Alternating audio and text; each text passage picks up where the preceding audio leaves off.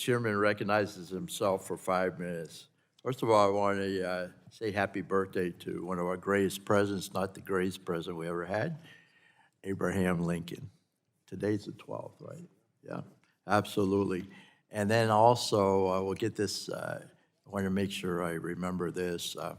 One of my staffers has been with me about 10 years, including the internship. He's made me a better member, and he's worked really hard on healthcare, but also this committee, this particular committee. He assigned to be my staffer for this committee, and I tell you what, he's made me a better member, and I want to congratulate him for all his work. His name is Chris Jones, and he'll be going over to the other side. But you know what? Not the Senate. Yeah, and but he deserves a lot of credit. I think we've done a lot in this committee, and I tell you what, we have terrific staff. But thank you very much, Chris, for all your hard work. Congratulations, and God bless you. All right.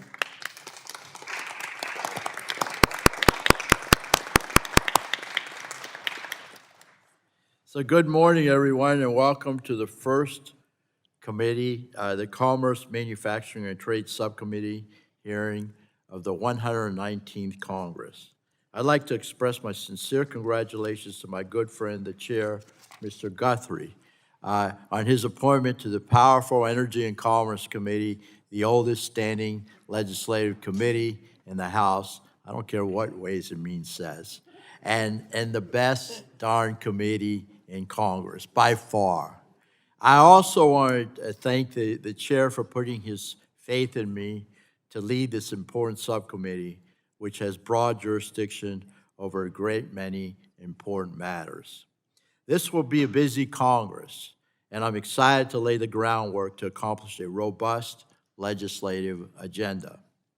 I would be remiss if I didn't identify and welcome to this wonderful panel the new members of the Energy and Commerce Committee. Mr. Bentz from Oregon, Ms. Houchin from Indiana, we'll be working on COSA together, Mr. Fry from South Carolina, Ms. Lee from the great state of Florida, who's a great friend of mine, and Go Gators, and Mr. King from New Jersey, Mr. Evans from Colorado, and Mr. Goldman from Texas. Welcome, welcome. I also want to thank my very good friend, Russ Fulcher from the great state of Idaho. Well, he'll be serving as my vice chair. He's going to do an outstanding job. So it's either Gus or Russ. That's what he says. So, and finally, it is good to be sitting next to my good friend, Ms. Schakowsky from Illinois. I'm greatly looking forward to working with you again and all the members on this particular subcommittee. Now on to the business at hand. I'm excited to kick this Congress off with an educational hearing examining the state of American manufacturing and how it can be revolutionized with the use of artificial intelligence. We know generative AI is currently dominating the headlines for its specific use case of AI, such as how DeepSeek is capturing warranted attention with their collection of Americans' personal data and subsequently sharing it with the Chinese Communist Party. But I think we must remember that generative AI, and of course, has some positive aspects, there's no question, but generative AI is only a specific use case of this technology. And AI's applications are much broader than what has claimed the spotlight recently. We have seen how AI applied to vehicles is paving the way for the next generation of vehicles that will drive themselves. I tell you what, it's very, very exciting, particularly with someone with disabilities such as myself. These autonomous vehicles promise to greatly improve auto safety, which is the most important thing, and provide vast mobility benefits to every American, including those with disabilities.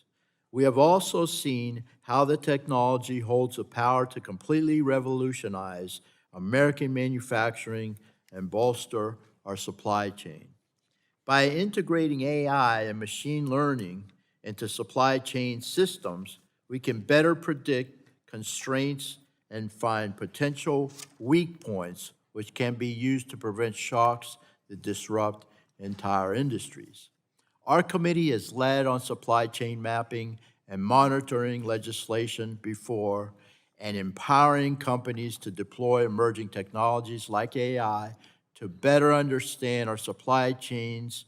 It could help us protect against the next pandemic or the next major labor shortage, and that's huge. We need to send that legislation, and I know Representative Bouchon, Dr. Bouchon had it last session, but he's no longer on the committee, unfortunately, but he'll be helping us. Anyway, we got to send it to the president's desk as soon as possible so we can begin work on making America resilient. Industries can also utilize the power of AI in our manufacturing ecosystems to find where redundancies exist and reduce waste in the developmental pipeline. To bring this country back to the forefront of what made it great, we need to reduce unnecessary waste and optimize our building capabilities. We know the American people are the most innovative in the world. Our job here in Congress will be to provide a pathway for these innovators to succeed. This is exciting stuff, folks. America's global leadership in the 21st century will be contingent on our ability to promote emerging technologies and establishing a pathway to unleash them throughout American manufacturing. We have a great panel of witnesses today to share examples of how AI is actively being used in manufacturing and supply chains. I want to thank them for being here today, particularly with this bad weather. Thanks for coming in. I think the chairman did a great job in giving us an extra hour to get here, so we appreciate that very much. I didn't run Greek time today because I had that extra hour. So in any case, I yield back, and I'm going to, before I yield back, though, I want to recognize my good friend, the ranking member, Ms. Schakowsky, for 5 minutes for her opening statement. You're recognized.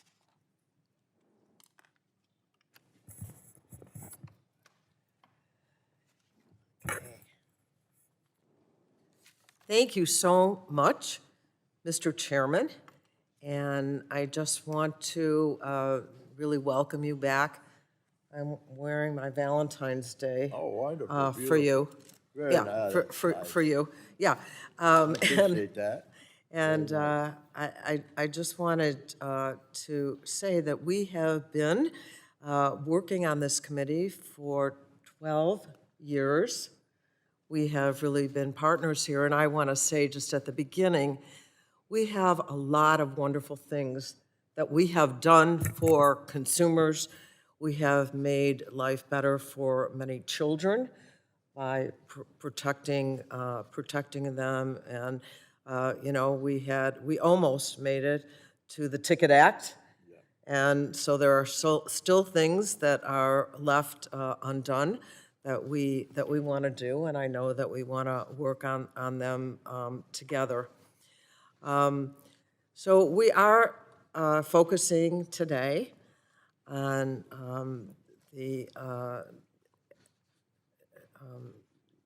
we're focusing on AI, and we're focusing on manufacturing, and this is all very important. Let me just say that we saw under President Biden that we, after many years of outsourcing, we saw a focus on providing wonderful things for in the United States, and a lot more building of things and doing of things here.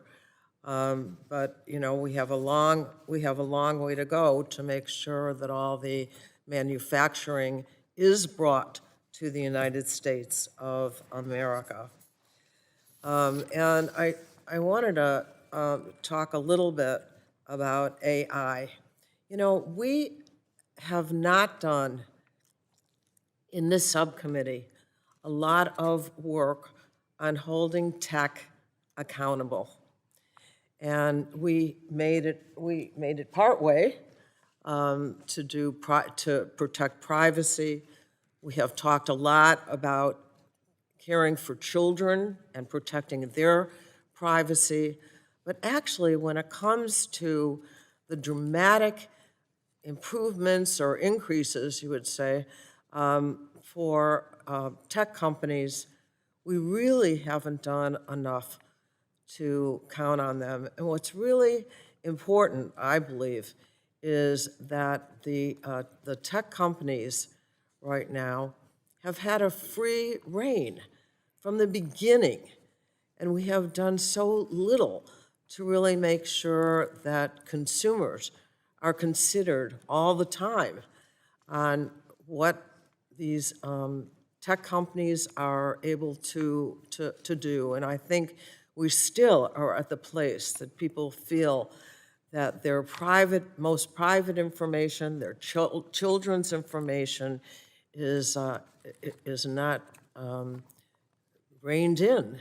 And I think it's time for us to take a look at what big tech is doing and if there are things that we might want to change and take them under control. So AI, I think what we have to make sure is that AI, which will certainly increase the volume of work that we do, that we're able to bring about in manufacturing. But what I am concerned about is that ordinary workers are also going to be considered when we talk about AI, and that they are not going to be, because there's going to be a lot more manufacturing that is done with AI, but what's going to happen to everyday Americans? So I think that has to be part of the consideration. I also just want to say that I am concerned about the Consumer Financial, what is it? What? Protection Bureau. And I know that I'm out of time, but I'm very disappointed that that agency, which protected consumers, did a great job. $20 billion returned to consumers because of what they do. So we need to do more of consumer protection, and I hope we will. And with that, I yield back. Thank you. I thank the gentlelady, and now I'll recognize the chairman of the full committee, my good friend from the state of Kentucky, the great state of Kentucky, Mr. Guthrie. You're recognized for 5 minutes for an opening statement, sir. Thank you, Mr. Chair. And as my friend, the ranking member from Evanston, Illinois, may have on her car, Land of Lincoln, February 12th in 1809, he was born in Hodgenville, Kentucky, in the great Commonwealth of Kentucky. So lived there until he was a young boy. So you can come visit. National Park has a great service there. So thanks. It's important to be here today. And I want to say that my path to the middle class as a family, my family's path is right through the factory floor. My dad worked for a big automotive foundry and worked his way into management from the union floor to into management. And then when I was in high school, they announced they were getting out of the foundry business and closed the foundry. So I saw the disruption that happens when that happens. I saw my dad that he moved up into management, kind of came the leader of saving the plant. So we were kind of our kitchen table where people gathered to how are we going to try to keep the plant open. And I saw grown men that had coached me in Little League crying because they didn't know how they're going to feed their families. So things are disruptive. And what we have to remember is that when Well, I'll never forget this last one. When people in authority make decisions, it does affect real people, and what my friend, the ranking member, talked about, and we have to factor that in. I like to say what we do in the people's house affects people in their homes, so we have to be mindful. But having said that, we know that we have to be more productive and continue to be more productive, and AI gives us the opportunity to be more productive. We have to outpace our competitors, particularly in Asia and China, and AI gives us a great opportunity to do so. And we just have to remember that we have to improve the fundamental skills of the people that work in manufacturing so they can take advantage of AI to become more productive. As AI gets more involved in the manufacturing process, people who know how to program it, people who know how to fix it and repair it and do all the things make far more money than people who just operate. And that's what we need to focus on, and I think it will lift everybody. A more productive society is more beneficial for everyone, so we need to look in focusing on that. And I do believe by utilizing AI that U.S. can return to its rich history of global leadership in manufacturing. So I appreciate this hearing. This is a subcommittee that has dear to me since I worked after my dad started, after the plant closed, started his own business, and I worked with my brothers and some of the men who coached me in Little League who moved to Kentucky to work together and build a successful foundry. So this is dear to my heart because I know that it is the pathway for a lot of families to the middle of the middle class. And I will yield the remainder of my time to the Vice Chair, Mr. Folker from Idaho. Thank you, Mr. Chairman, and thank you to you and to the subcommittee chair for the honor to serve here. It is truly an honor, and I'm thankful for that. We were talking about President Lincoln, and most people don't realize there's also a connection to Idaho with President Lincoln. It was Abraham Lincoln who established the Idaho Territory in 1863, and that was the precursor to our statehood in 1890. So there's a honored connection there. Mr. Chairman, manufacturing is at the core of our economy. It contributes to more applications, is more sophisticated, and operates in a highly competitive environment with countries like China. China's manufacturing value add and contribution to global GDP continues to outpace the United States. And China produces more goods than the U.S. in 9 of the top 11 manufacturing industries.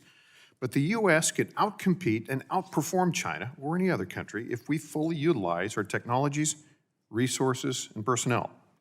For example, in my home state of Idaho, global food manufacturers locate there because of our agricultural resources. And we have other manufacturers fulfilling contracts on major weapon systems like the F-35 aircraft.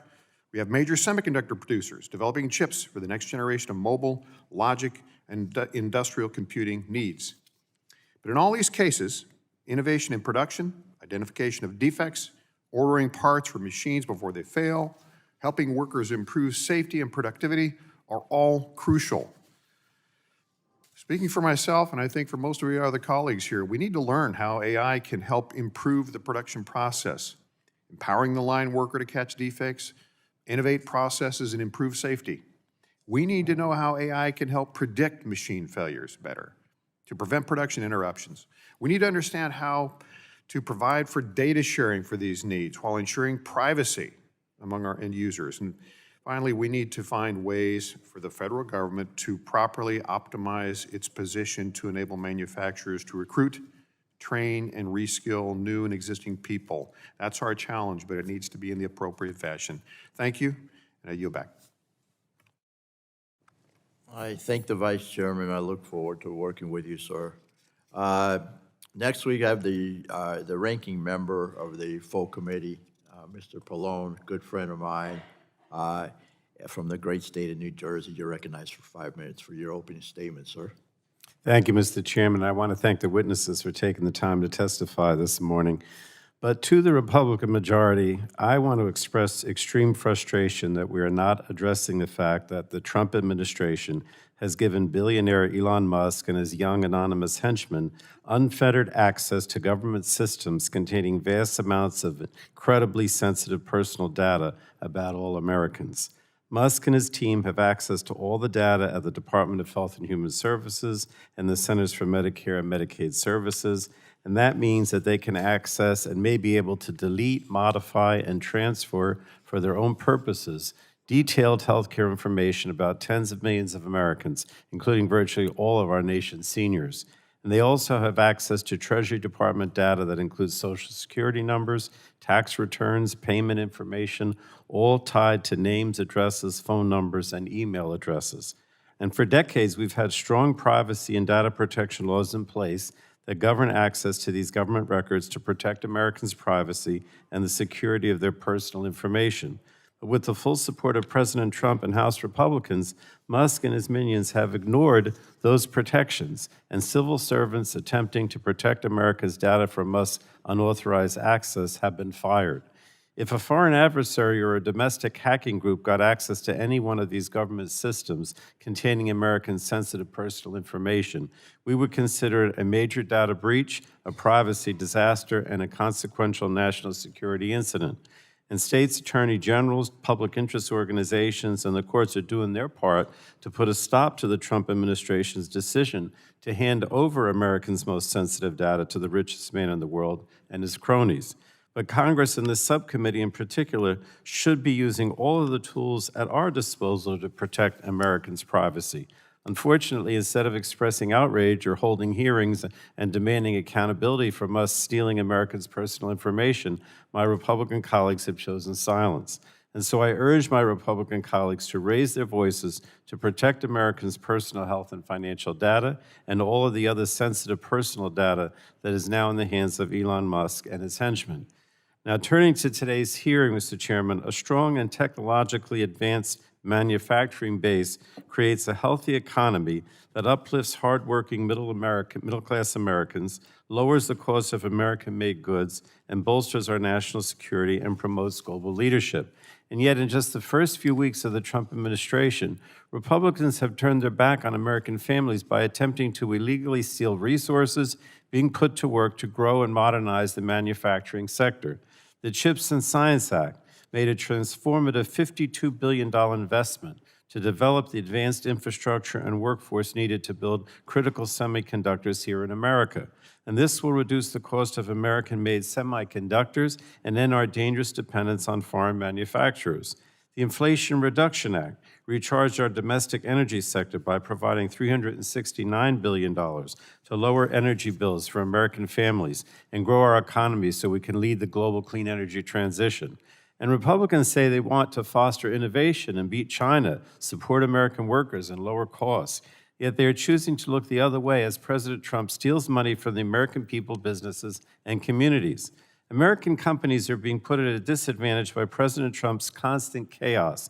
It's simply not realistic to expect American manufacturers, especially small and medium-sized companies, to confidently make investments in their future when they're at risk of having to confront a senseless trade war or having federal funding they rely on illegally stripped away. This is not a recipe for success. In my opinion, if Republicans are actually interested in securing American leadership in manufacturing and the next generation of technologies, they should work with us to defend the programs that are bolstering American manufacturing and the dedicated civil servants who work tirelessly to implement them. So it's time for Republicans to stand up to the senseless Trump chaos that threatens American workers and small businesses and our economy. And with that, Mr. Chairman, I yield back. Thank you. Well, I guess I thank the gentleman.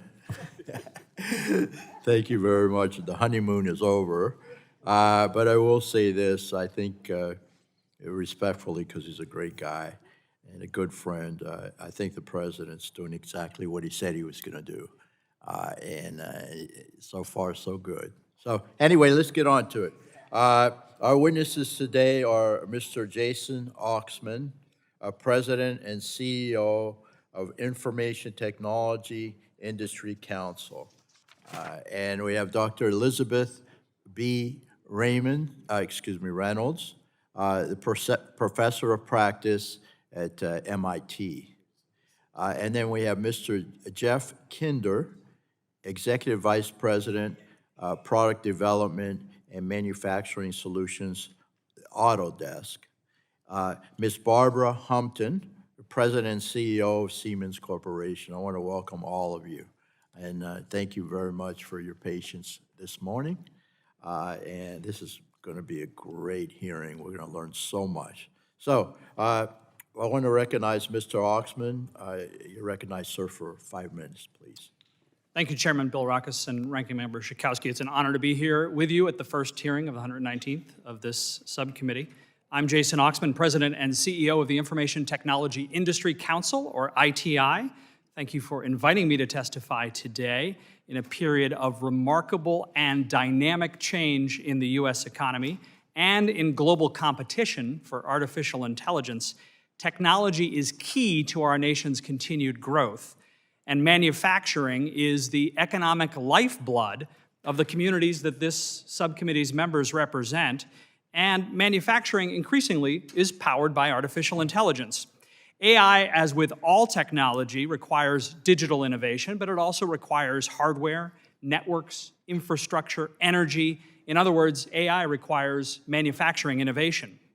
As the trade association of the technology industry, ITI represents the entire AI ecosystem, including Siemens here today and other global innovators that are investing in AI to drive manufacturing and to solve industry's biggest challenges. Indeed, ITI, as a trade association, in its 109-year history, has represented the largest manufacturers in the world.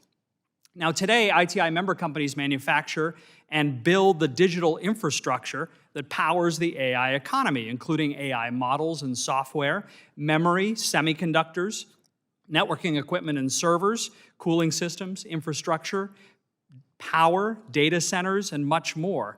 Now, for the manufacturing sector, AI means increased efficiency, productivity, safety, and innovation. For example, AI in manufacturing today includes predictive maintenance, where AI can analyze in real time using sensor data the manufacturing equipment that may need predictive maintenance and also analyze predictive equipment failure. Supply chain management, where AI can optimize operations by analyzing data from multiple sources, including demand forecasts, inventory levels, and logistical constraints. And digital twinning, an AI-powered digital representation of physical assets or a process that can allow virtual planning in advance of actual manufacturing. Now, these innovations and investments, among others, will greatly benefit the manufacturing sector and the U.S. in maintaining its competitive edge. We appreciate that this committee is focused on harnessing U.S. opportunities for investment in AI to the benefit of the U.S. economy and job creation. And we also appreciate that the new Trump administration is focused on advancing U.S. AI leadership internationally, as the Vice President just returns from the Paris AI Summit.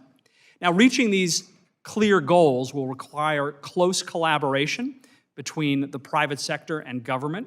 And I'd like to offer the committee 5 specific recommendations on areas where we can ensure a bright future for AI manufacturing in the U.S. First, create an enabling environment for innovation to allow manufacturers to realize the full benefits of AI through competitive tax measures, such as the Advanced Manufacturing Investment Credit and restoring the immediate deduction of R&D expenses. Second, accelerate the adoption of AI in manufacturing by developing a skilled AI workforce that can leverage these new capabilities and create new jobs. Third, maintain a data policy environment that enables private sector innovation by increasing access to federal data sets, by unlocking the data necessary to create new AI solutions for manufacturers. Fourth, continue public and private partnerships that spur private sector investment in AI and manufacturing, such as supply chain security, through the Promoting Resilient Supply Chains Act, a bipartisan bill that originated in this subcommittee. And fifth, remove barriers to U.S. manufacturers' ability to compete in global markets by advancing digital trade agreements and by revisiting hastily drafted policies from the prior administration, like the AI diffusion rule. We see increasing global competition for AI development and deployment. For America to win, we must get these policies right. We are keen to work with you to unleash the power of AI to expand domestic manufacturing, to ensure that the United States builds on its competitive lead in AI, and enable AI to transform all sectors of the economy and generate economic growth and job opportunities that benefit manufacturers, workers, and consumers. Thank you again for the opportunity to be here today, and I look forward to your questions. Thank you very much. Now we'll recognize Dr. Reynolds. You're recognized for 5 minutes, and we appreciate you being here.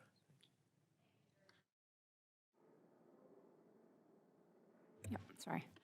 Good morning, and thank you, Chairman Bilirakis, Ranking Member Schakowsky, Chairman Guthrie, Ranking Member Pallone, and members of the subcommittee. It is an honor to be here with you this morning and speak about a topic that is of the utmost importance to the country's national and economic security. My name is Elizabeth Reynolds. I'm a professor of the practice at MIT and former special assistant to the president for manufacturing and economic development in the National Economic Council in 2021 and 2022. I'm also originally from Manchester, New Hampshire, home of the Amoskeag Mills, the largest textile mills in the world at one point, and now the center of global research on regenerative medicine. Rebuilding the U.S. industrial base using AI and advanced manufacturing technologies is an urgent priority. We are in the midst of the next industrial revolution, one where the U.S. has the opportunity to catch up and rebuild its manufacturing capacity and capabilities. The U.S. has made significant gains in the past few years in rebuilding these capabilities as a result of largely bipartisan government investments in areas critical to the country's industrial base: semiconductors, critical minerals, defense, and energy infrastructure.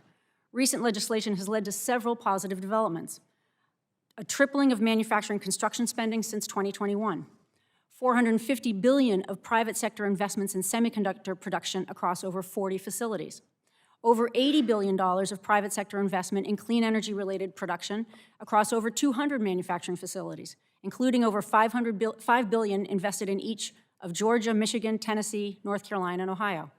These energy investments in particular are essential to ensuring energy security, particularly when the rise of AI and data centers will only increase energy demand. The leverage of these public dollars is significant, roughly between 4 to 7 private dollars invested for every federal dollar spent. All of these steps underscore there is an important role for the government to play in catalyzing economic growth, prosperity, and innovation. My written testimony has a complete list of my recommendations, but I'm going to focus on several areas right now. First, we need to focus on increasing adoption of new technology by small and medium-sized enterprises, SMEs, to increase productivity and wages. U.S. manufacturers are behind in technology adoption. Many SMEs, the backbone of our industrial base, are hesitant to change existing manufacturing processes despite the return on investment associated with digital technologies that can increase both productivity and wages.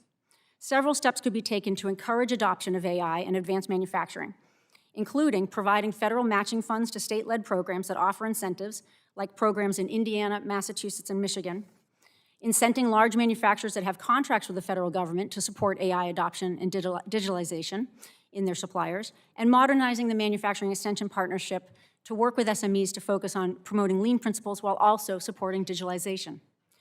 2, we need to increase investment in manufacturing workforce training and education. It is estimated the U.S. could face a shortage of nearly 2 million manufacturing workers by 2033. We must both upskill current workers with digital skills as well as attract a new generation into the sector. AI can play a positive role in this process by augmenting the skills of frontline manufacturing workers and democratizing the technology so workers are part of continuous improvement.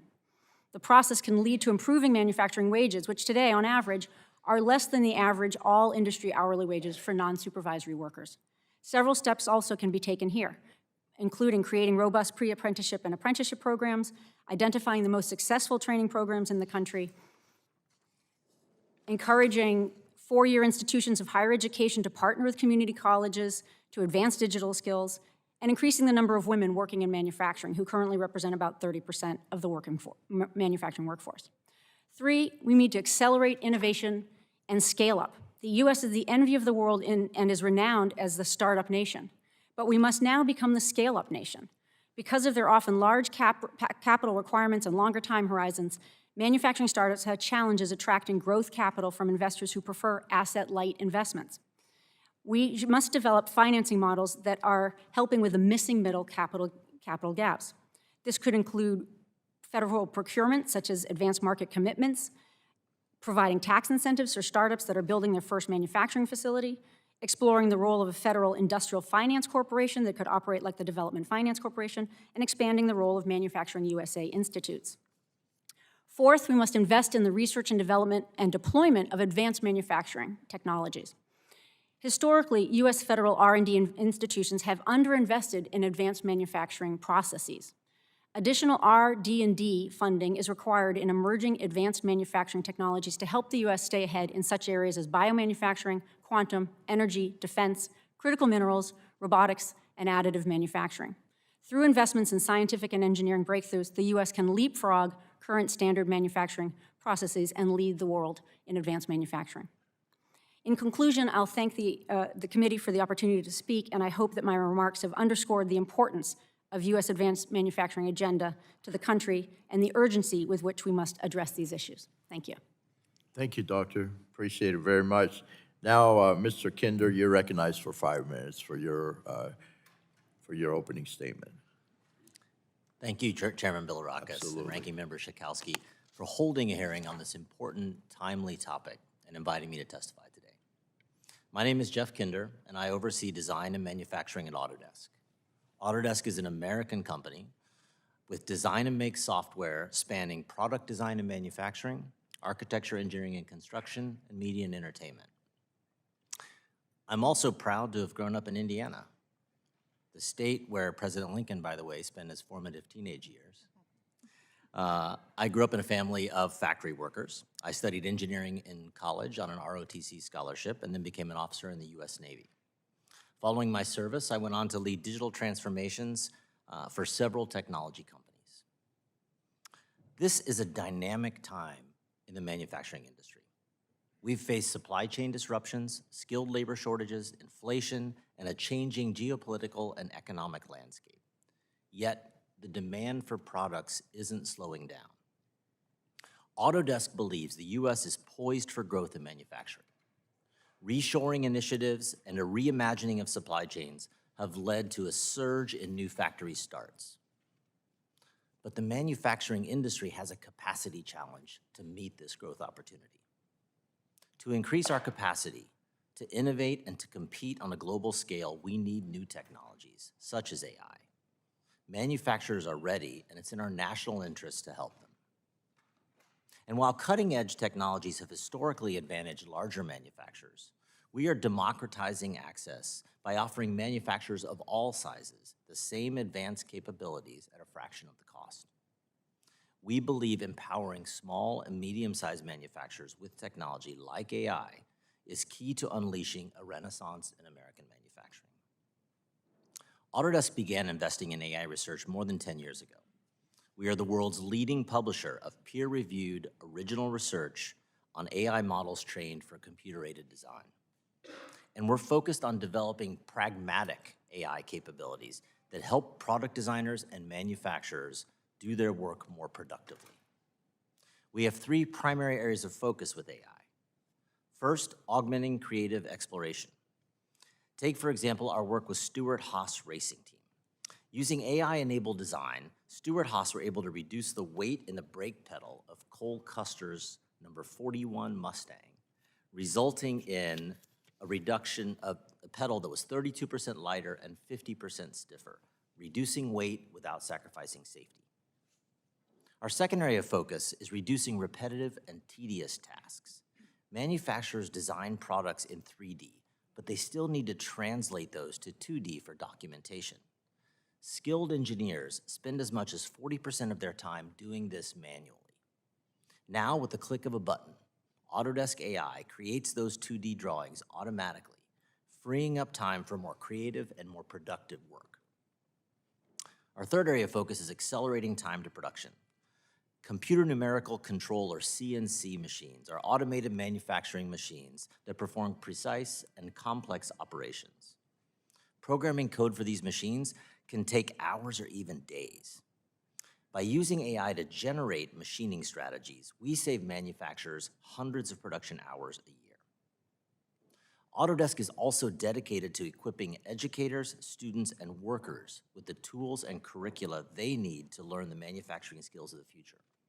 We provide free access to most of Autodesk's portfolio of professional software.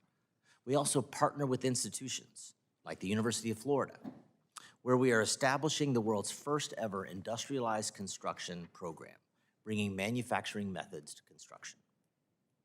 My testimony offers recommendations for the committee to consider on how to foster AI in manufacturing. This includes bringing together tech companies and manufacturers to develop national strategies that elevate the importance of AI in manufacturing, providing tax credits and access to low-cost capital to small and medium-sized manufacturers, and digital skills training for the manufacturing workforce. We have a tremendous opportunity to realize our collective mission to revitalize American manufacturing. Embracing AI will increase innovation and productivity, strengthen the competitiveness of American manufacturing, and fuel long-term economic growth and prosperity. Autodesk is eager to help you realize this vision. Thank you, and I look forward to answering your questions. Thank you so very much. Now, I'll recognize Ms. Humpton. You're recognized for 5 minutes for your statement. Chairman Guthrie and Bilirakis, ranking members Pallone and Schakowsky, and to all of the members of the committee, thank you for the invitation to be here. I serve as president and CEO of Siemens USA. Siemens is a leading technology company pioneering a new industrial tech sector. We were founded during Abraham Lincoln's lifetime, I will note, and have been building our American business for more than 160 years. Today, the U.S. is our largest market. We have more than 45,000 people and 12,000 suppliers nationwide. In recent years, we've invested more than $650 million expanding our own U.S. manufacturing plants. Since 2007, Siemens has invested $10 billion in U.S. software companies to strengthen our digital capabilities, and we recently acquired Michigan-based Altair Engineering, adding another $10 billion of investment in U.S. software. We did this to make American industry more state-of-the-art and competitive. We did this to help regrow domestic manufacturing. Which brings us to today. Siemens is a world leader in industrial AI. This is different than consumer AI. Industrial AI uses controlled data from the manufacturing environment to help manufacturers create business value. Think better products, more efficient operations, a more prepared workforce. Think about a safer automotive industry. Using industrial AI, Siemens built a predictive maintenance model for a major automotive OEM. Instead of manually analyzing data from 10,000 machines, the company uses AI to help workers detect machine failures up to 6 months in advance. Or what about a more innovative aerospace industry? Consider startup JetZero. With our AI-enabled software, JetZero is using real-time data and virtual simulations to design the next generation of ultra-efficient commercial aircraft. And when their first factory opens, Siemens Industrial AI will optimize their operations, electrifying and automating the manufacturing process. This is just the beginning. Industrial AI is transforming construction for commercial and residential buildings. It's addressing national energy challenges by managing electricity use in data centers. It's improving energy efficiency in semiconductor factories to help expand American chip production. Now, of course, technological leaps like this raise questions for workers. Will technology replace people? No. Industrial AI expands what's humanly possible. It will create more opportunities for workers at all stages of their career. This is even more true with the introduction of generative AI. Gen AI is making technologies more intuitive, letting workers speak to machines using natural language instead of code. Siemens has led the industry in this area, deploying the first Gen AI-powered assistant. We call it an industrial co-pilot. What it does is improve worker productivity by managing repetitive tasks. It helps people start manufacturing careers without specialized skills. We're going to need this to help fill more of America's 500,000 open positions in manufacturing. We continue to encourage government to guide AI development in a way that balances innovation and safety. Like this committee, at Siemens, we recognize the advantage that industrial AI leadership will bring to American manufacturing. Industrial AI will enable all companies, from startups to small and medium enterprises to industrial giants, to thrive in this new era of American manufacturing. I'll finish with a quick example of how industrial AI is supercharging the growth of US manufacturing. In 3 weeks, Siemens will celebrate the opening of a new manufacturing facility in Fort Worth, Texas. To build the factory, we used industrial AI to develop a digital twin of the factory's product as well as its production lines. To staff the facility, we created 480 new jobs, with another 320 to come next year. To train workers, we recruited former high school teachers to develop a program for people with no manufacturing experience. And when that facility starts operations, excuse me, it will produce the electrical components that power American data centers, the very foundation of AI. Fort Worth shows what industrial AI can do for US manufacturing. With these technologies, we can boost economic growth, create jobs, empower innovation, and secure the next generation of American industrial leadership. Thank you, and I look forward to your questions. Thank you very much. Very informative. I thank all of you for your testimony. And now I recognize myself for 5 minutes for questioning. So we'll start with Ms. Hopton. AI has already enveloped itself into the manufacturing ecosystem and is creating more efficient systems to build here in America. We need to do more to encourage this type of growth here at home. As I mentioned in my opening statement, AI and its applications are incredibly broad and can't let generative AI control how the world sees AI in its entirety. So I'm glad you gave that example, though. That's good. What is important to view AI and manufacturing in a different lens than generative AI? Mr. Chairman, thank you for the question. And industrial AI is really quite different from consumer AI. Let's think first about the data that is used. In generative AI, in the consumer applications, we've seen the use of large swaths of data from many, many sources. In a manufacturing environment, what we're typically doing is gathering data from multiple sensors in a very controlled environment. In fact, so controlled that many manufacturers don't want that data shared with anyone. This is a competitive advantage they have, being able to own and manage their own data.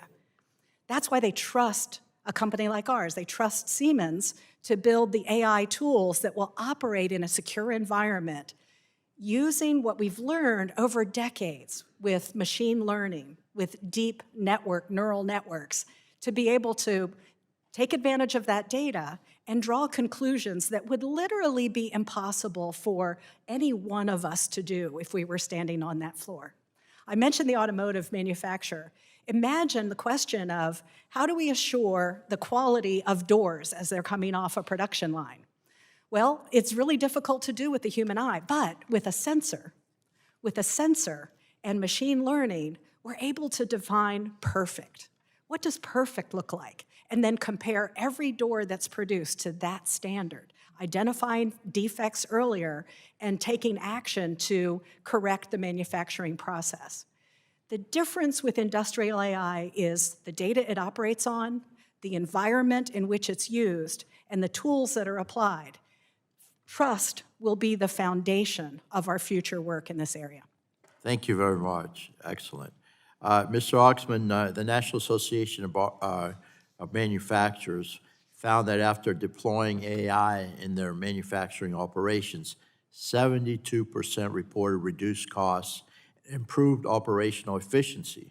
51% reported improved operational visibility and responsiveness. And 41% reported improved process optimization and control. These statistics show just how beneficial AI can be in the manufacturing sector. Can you provide examples of use cases that may be attributed to these statistics, please. Thanks, Mr. Chairman. It is not surprising to hear those statistics that you cited about the importance of AI to manufacturers. Just to give one example from across the ITI membership, Ericsson, one of our member companies, that is the reason that we have the robust mobile networks that we have in the United States. Ericsson has a 5G smart factory in Texas.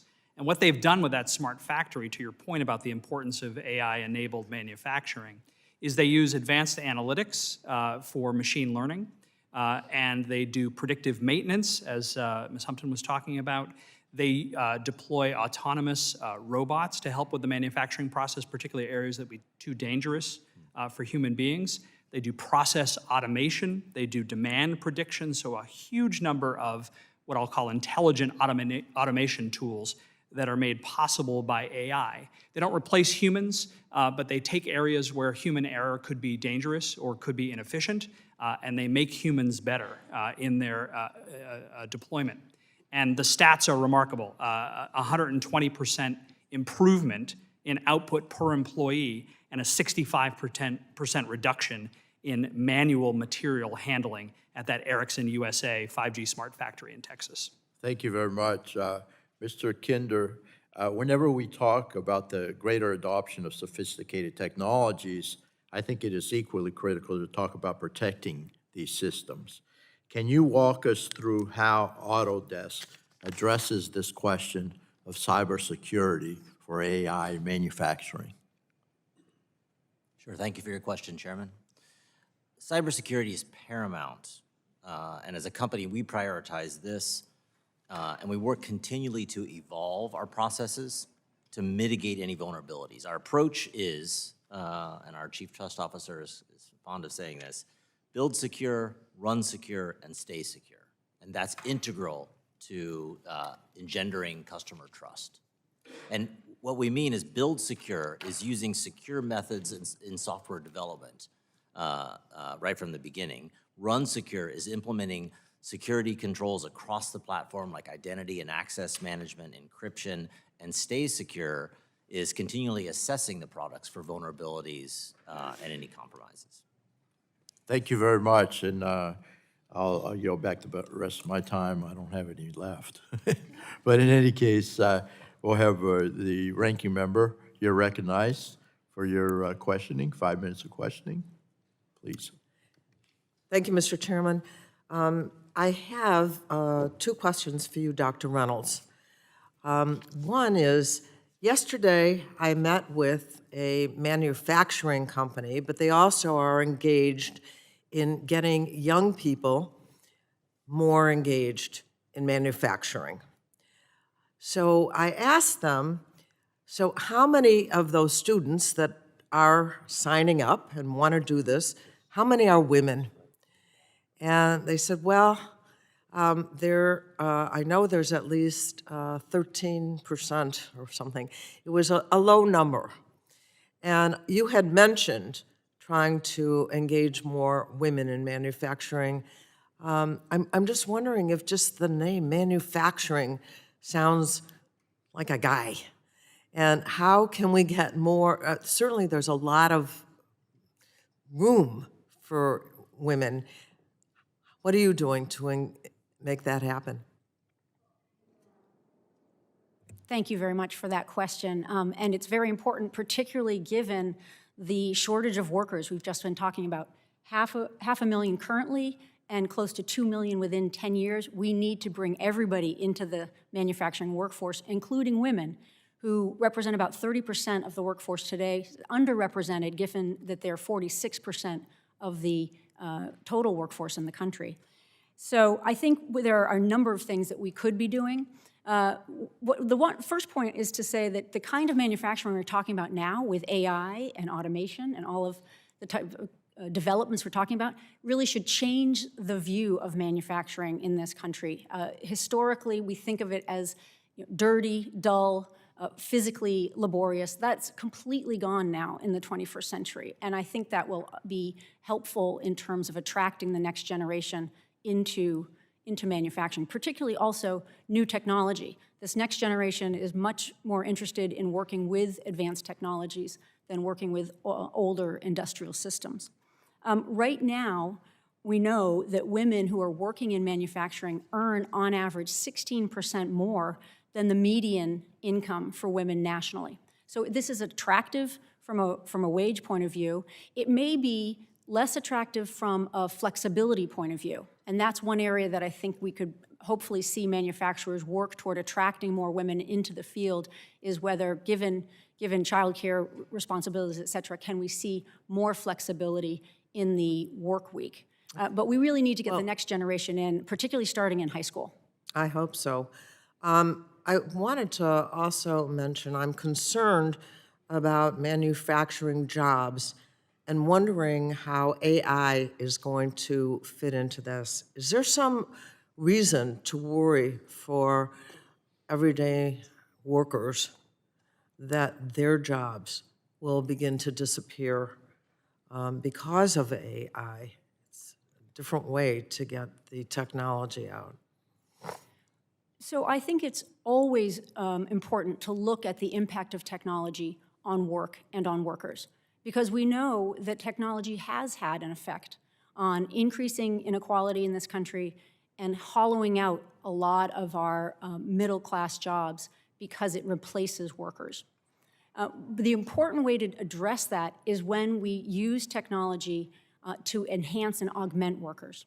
How do we make the technology a tool for workers so that they themselves can benefit from its use?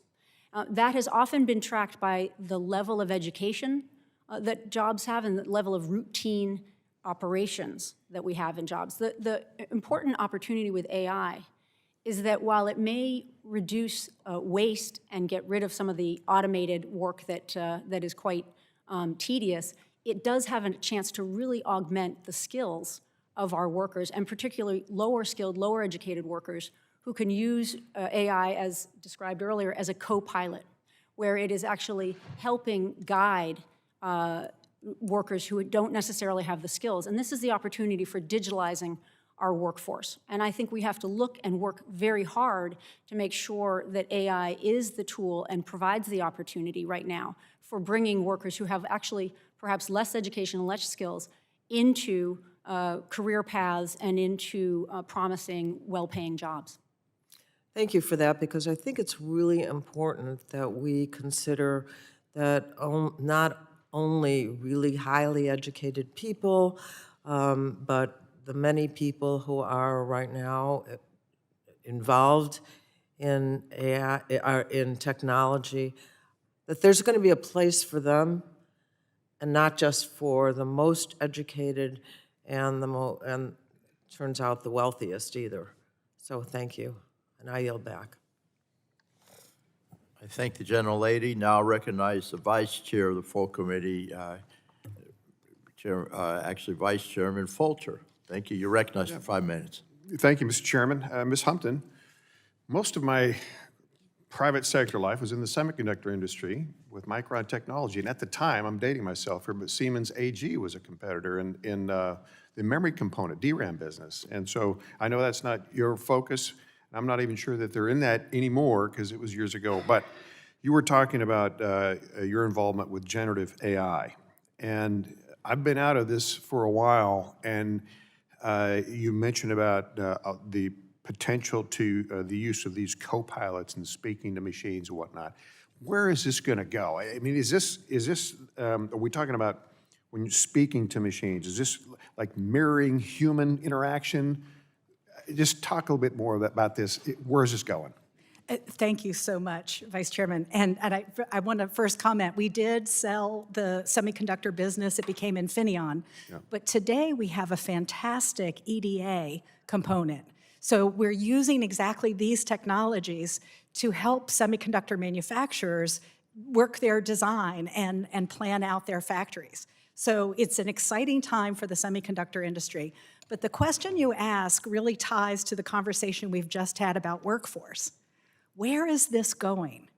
What I'm excited about is that for the first time, we have a technology that actually comes to the people instead of forcing them to go to school, learn more, et cetera. And I'm going to tell you just my personal experience with this.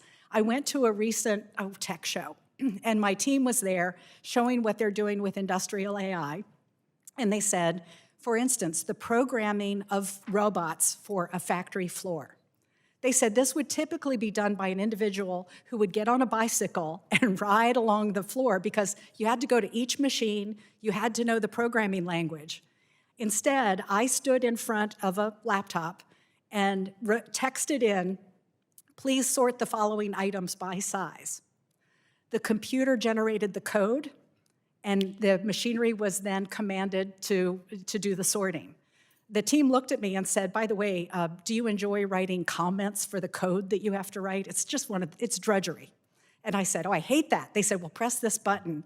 And 5 seconds later, I had all of the commentary that was required to go with that code.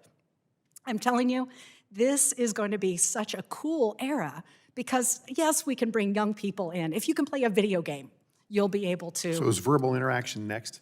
Verbal interaction is already here.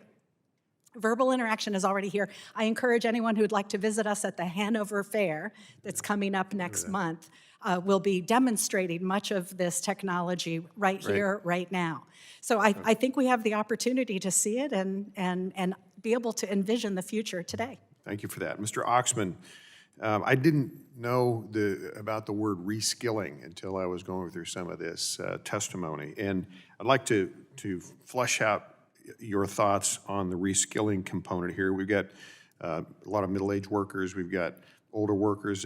Change is always a challenge, and trying to recruit young people at the same time. Talk about recommendations for reskilling, and understand that you're talking to a congressional panel here, so in the sense of talk about recommendations for reskilling and what might be the proper role of the government, federal government, in that effort. It's a great question, and I do think that the role of the federal government is to partner with industry to make sure that we are working on STEM education and reskilling wherever it can benefit. Keeping in mind, we don't want to be where we are going to hinder, but absolutely let industry be industry. But go ahead. I'm sorry. No, that's absolutely right. For example, in Boise, where ITI member company Applied Materials is very active, they are working in partnership with local community colleges on reskilling to train the workforce that's necessary. Meta is currently investing in an $800 million data center in your district or adjacent to your district. And needs the workers for that data center. So the kind of public-private partnership I'm talking about is the government making sure that local educational institutions have the resources they need and the training programs they need, and making sure that workers have the opportunities that they need to get the skills necessary to get the jobs of tomorrow. As Ms. Humpton mentioned, 500,000 open jobs in the technology industry.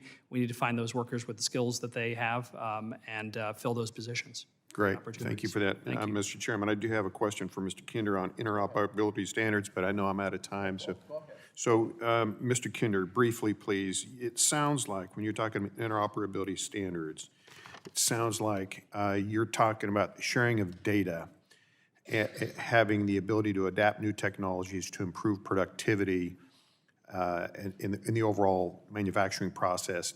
Do I read you correctly on that? Is that your intent with interoperability standards? Thank you for the question, Vice Chairman. Yes, it is. The interoperability of data, as you heard in all of our testimony, data is critical for training AI models. With interoperability across different software applications, we'll have more data and it'll be smarter on how the whole system operates. Great. Thank you very much. Thank you, Mr. Chairman. I yield back. Gentleman yields back now. I recognize the gentlelady from the great state of Florida, from the great city of Tampa. Thank you. Representative Castor has been, we've worked on several issues together on this subcommittee. I enjoyed working with you. Thank you. Yeah, thank you, Chairman Bilirakis. It has been a pleasure working with you. Congratulations on leading the subcommittee again. Thank you for recognizing Chris, your aide. I'm sorry to see him go. He was instrumental in helping us get out of the committee the Kids Online Safety Act and Kids Online Privacy Protection Act. Unfortunately, they didn't get across the finish line. We're going to do it this year. So that's good to hear your get it done commitment this on year. that. Top priority. There were a number of things out of the subcommittee that were stripped out at the last minute at the end of the Congress, and I hope we can get back to working on those expeditiously. But I know we're gathered here today to talk about AI and advanced manufacturing.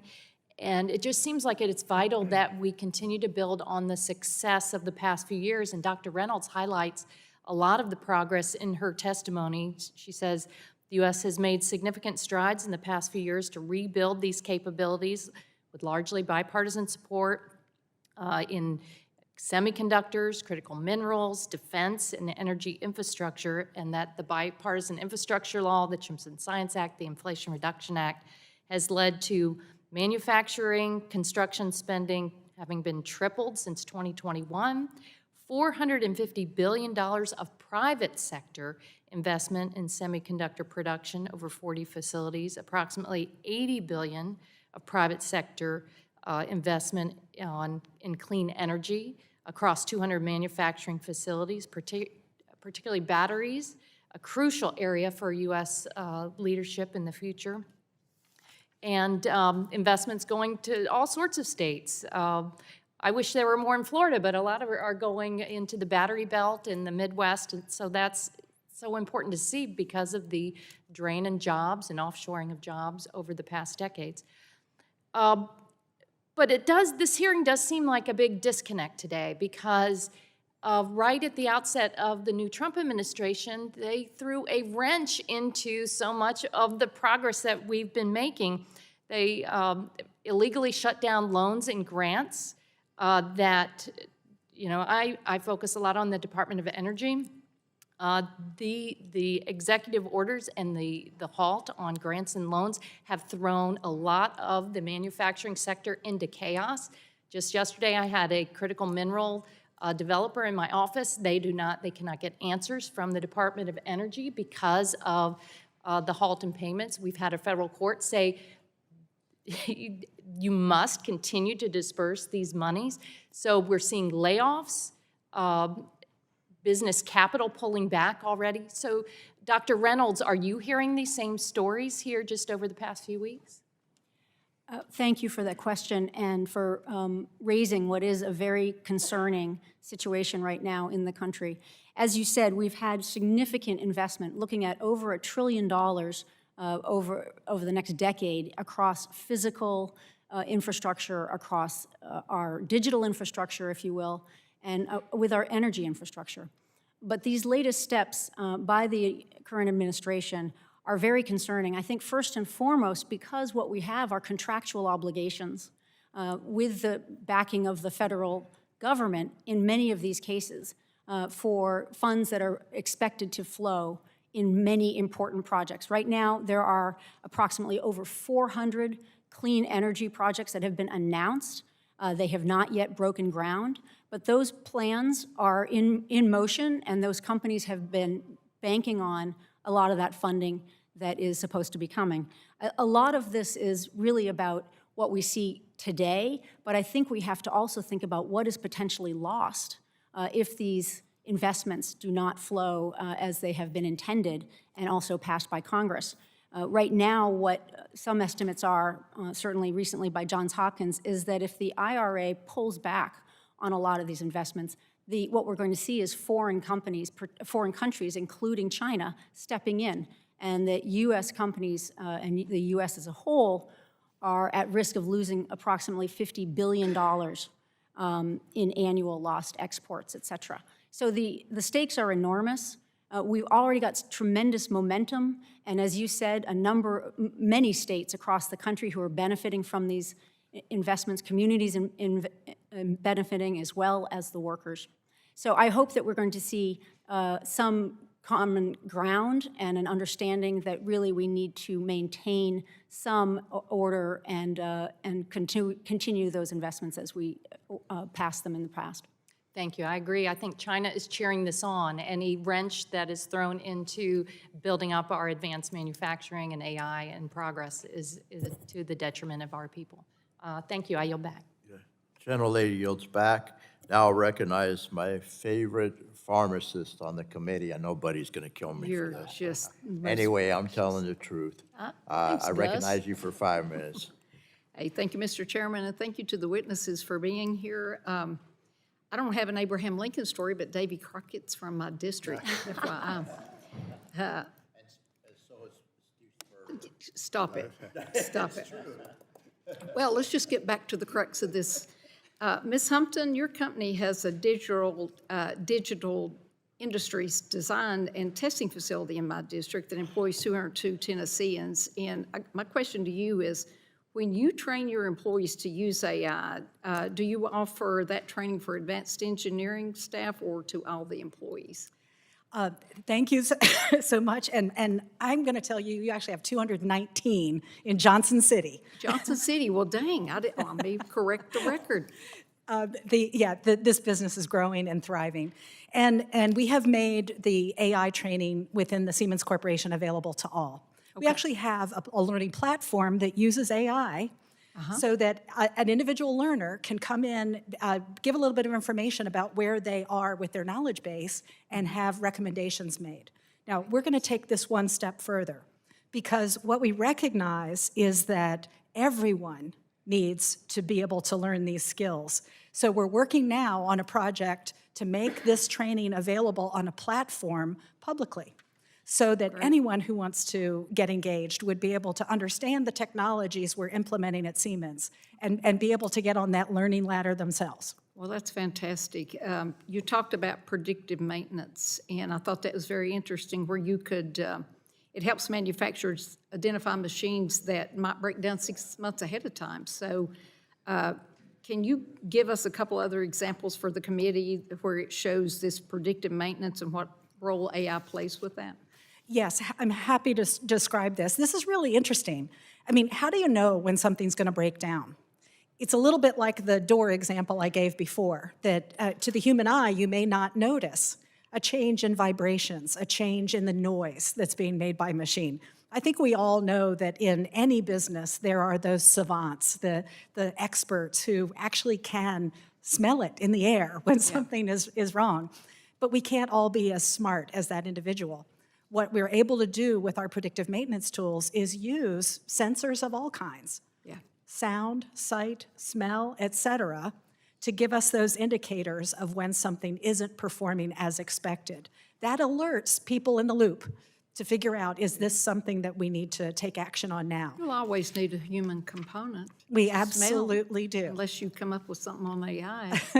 Okay, thank you, ma'am. Mr. Oxman, you spoke a little bit about the president's recent executive order and that it will develop an AI action plan that will chart the course for the new industry. So my question to you are, what details do you think the administration should consider which would benefit innovation and growth in American manufacturing? We absolutely thank you, Congresswoman, for that question. We absolutely do appreciate President Trump's executive order on AI, and particularly because he's focused on input from industry to make sure that the regulatory roadmap is appropriate for continued AI leadership in the United States. So we're looking forward to providing that input. The Vice President, as I mentioned, was in Paris yesterday at the AI Summit, and he noted that the regulatory environment is really going to control who wins. And so in this executive order, our hope is the President advances a public-private partnership that focuses on industry, voluntary standards, and not taking an overly regulatory approach as some other jurisdictions like Europe have done that has hindered their leadership on AI. So I think we have a real opportunity here, and we're grateful to the President. Well, continue to give him input.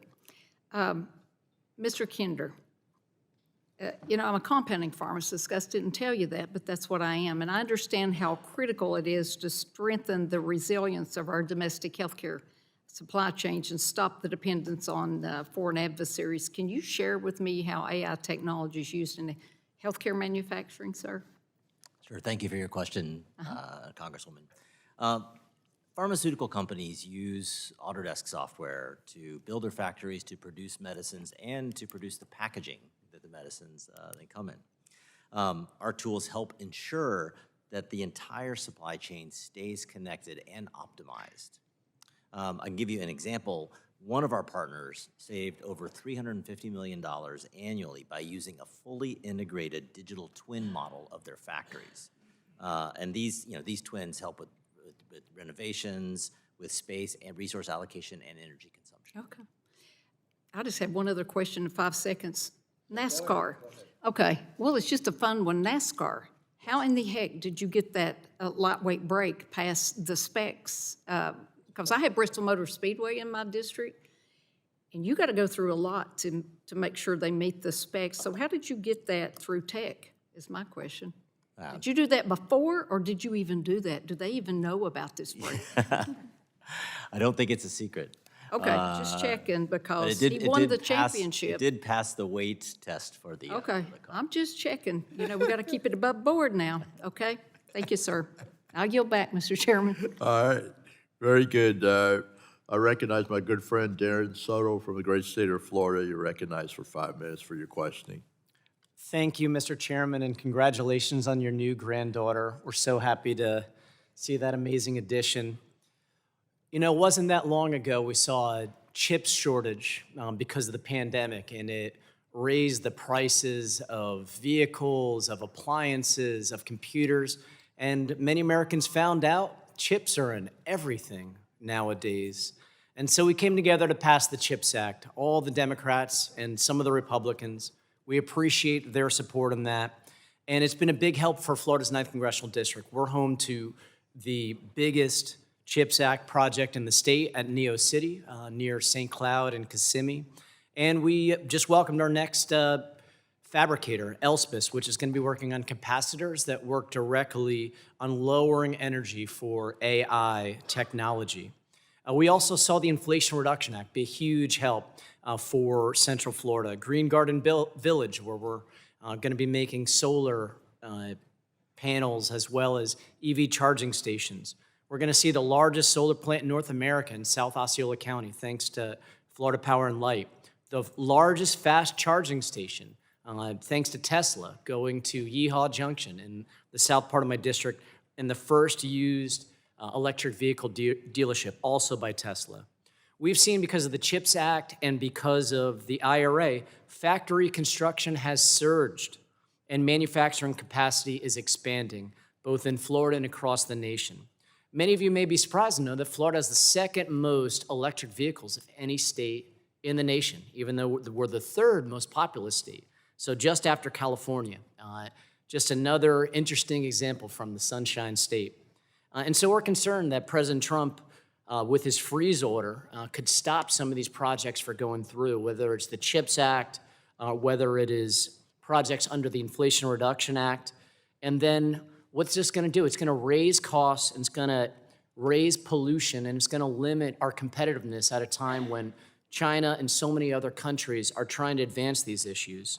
We just filed a letter today taking on President Trump's attempt to take back the national EV charging station infrastructure we see across the nation. This is going to affect rural areas. This is going to affect a lot of urban areas. We need to make sure our big three remain competitive, knowing that EVs and hybrids are a big part of this future transition that we see. And then I'm concerned about the reconciliation package that will attempt to gut these programs for more oil. You know, we're already at record production right now. And so we need a balanced approach. And all this is at the backdrop of an inflation report where we saw inflation is now at a 6-month high. Tariffs, deportations, division, chaos, the 4 horsemen of Trumpflation that could get worse. It doesn't have to be this way. We could work together, and this committee has a long history of doing that. We need a balanced approach where we continue with electric vehicle progress, continue to work on the CHIPS Act, keep oil production steady to keep gas prices affordable, and have a transition over time. Ms. Humpton, thank you so much for being here. We appreciate Siemens' great investment in Orlando in partnership with University of Central Florida, focusing on energy systems, sustainable energy solutions. How critical is it for us to continue to be competitive in clean energy and to have workforce development programs to meet this demand? Thank you, Congressman. It is vitally important that we attend to the megatrends that have driven us for such a long time. And in fact, what's so exciting about where we are in this moment is that it is, in fact, the private sector who has stepped up to the plate. Many statistics have been shared this morning about the level of investment first being made by the federal government as a down payment, but pouring the private sector funds that have been pouring in. Our customers are demanding the kinds of technologies that we as a nation have been focused on these last few years. What's exciting is that industrial AI can contribute to our progress overall. You see, the same technologies that help us address the goals that we've had for sustainability, et cetera, also make us more efficient. They make our businesses more productive. We really can have it all in this moment by deploying technology to make American manufacturing cleaner, smarter, and more cost-effective, competitive on the world stage. And we appreciate Siemens' contributions to this factory renaissance, this manufacturing renaissance that has been pushed onward because of the IRA, CHIPS Act, and many other private sector companies coming together. Thanks, and I yield back. Gentleman yields back. Now recognize the gentleman from California, Mr. Obernolte, for his 5 minutes of questioning. Well, thank you, Mr. Chairman. Congresswoman Harshbarger recommended that I continue her line of questioning about NASCAR brake pedals, but instead I'm going to focus on something else she was asking about. Mr. Oxman, you and she were talking about regulation and the executive branch and the president's executive orders. Could I follow on to that discussion with a question about what we in Congress should be doing to establish a regulatory environment that, as you say, encourages innovation and the use of AI in the manufacturing space? Well, thank you, Congressman Obernolte. As the AI scientist on the panel, you have been very focused in the last couple of years on legislative solutions that we have been proud to support, ranging from the Center for AI Advancement and Reliability to the Create AI Act, and of course, we're starting over in the 119th, but the work that you have been focused on encouraging public and private partnerships, I think, is the shortest answer to your question. That's where we really need to be focused. We need to be focused on how the government can partner with research institutions, not only on the reskilling issues that we've been talking about, but organizations like the NAIR, the National AI Research Resource, that you've been very vocal and supportive, and we have as well. That's the kind of public-private partnership I think we need to be focused on. Not focusing on the regulations so much as how can government and the private sector partner together to make these investments a reality. That's where I think the focus really should be. Right. Well, obviously, completely agree with you about NAIR and Create AI and the AI Advancement and Reliability Institute. You know, I think that those would be really vital public-private partnerships in that sense. I'm hopeful that you read our AI task force report, and I'm wondering, what do you think we got right and wrong in our approach to regulating the use of AI in manufacturing? Yeah, and congratulations to you and Mr. Liu, your co-chair in that effort on a remarkable task force initiative. It was I did read the report. It was very long, very comprehensive. The things you got right in there, I think, were a focus on what the Vice President talked about in Paris, which was those jurisdictions that have taken a regulation-first approach, like Europe, are now behind in the race to dominate globally. I also really appreciated the focus on the competition that we face internationally and how other countries are looking to lead the way. And if we're not making the right kind of focused investments and not ensuring that the regulatory environment is appropriate to investment, we're going to fall behind. We've got a lead now, but that lead is by no means guaranteed to lead to future success. I also appreciated your focus on training, workforce development in the report, and ways in which investment in those kind of initiatives can also lead to further U.S. leadership in AI. And finally, I think the focus of the report on encouraging Congress to hold hearings to better inform itself, like this hearing today, about what's necessary for congressional solutions, if any, to the challenges that we face in AI, particularly in manufacturing. I think that's important as well. Is there anything that you think we should have focused more on? I think if I had to pick one area that more focus could have been on, it would be on how we can solve energy issues. I think you certainly touched on it in the report, but I think we've seen just in recent months since the report came out that energy issues have become more prominent, particularly for data center construction. And I think we have an opportunity to look at this not only from the energy pathway side, but also the regulatory side about permitting and the way in which energy is authorized for use for data centers for AI. I think that's going to be an issue for U.S. leadership going forward. I think that's going to be an important issue for Congress to focus on as well. Yeah, I agree with you. Ms. Humpton, I was very interested in the distinctions that you highlighted between industrial AI and consumer AI. And I really hadn't done a lot of thinking about this, but it certainly seems to me that the regulatory approach to those two technologies should be probably pretty different, given the differences in how tightly curated the training data is for industrial AI and the more limited operating environment. It's much more controlled. So what can you think, what would you say would be the differences in our regulatory approach to those two technologies? How is industrial AI different? Thank you, Congressman. As I mentioned earlier, we really do need to look at those key distinctions. It's going to be very tempting for the public to take one big paintbrush and sweep all of this into the category of AI. If we can be very clear on those definitions, we can actually think through the key questions of trust and risk. What do we need to secure in order to maintain and build trust? Where do we see the risk areas? We all know that in consumer AI, we are running dramatic risks across our entire society. But with industrial AI, we have a very unique, controlled environment. I would be delighted for my team to further engage with you and your staff as you work forward. I welcome that. Well, thanks to our witnesses. It's been a fascinating hearing. I yield back. Gentleman yields back. Now I'll recognize Representative Clark from the state of New York for your 5 minutes of questioning. Thank you very much, Mr. Chairman, and I thank our ranking member. And good afternoon, everyone, and thank you to our witnesses for being here to testify. I know it may not have been easy to navigate through D.C. in this weather and political uncertainty. I believe, as many of my colleagues on this committee do, that it is in our best interest to support the adoption of emerging technologies like AI in the manufacturing sector, and that we should make the critical hardware that power AI tools like chips at home right here in the United States. That is why, unlike many of my colleagues on the other side of the aisle, I was proud to support President Biden and Democrats in passing the CHIPS and Science Act, a $53 billion investment in bringing semiconductor supply chains back to the United States.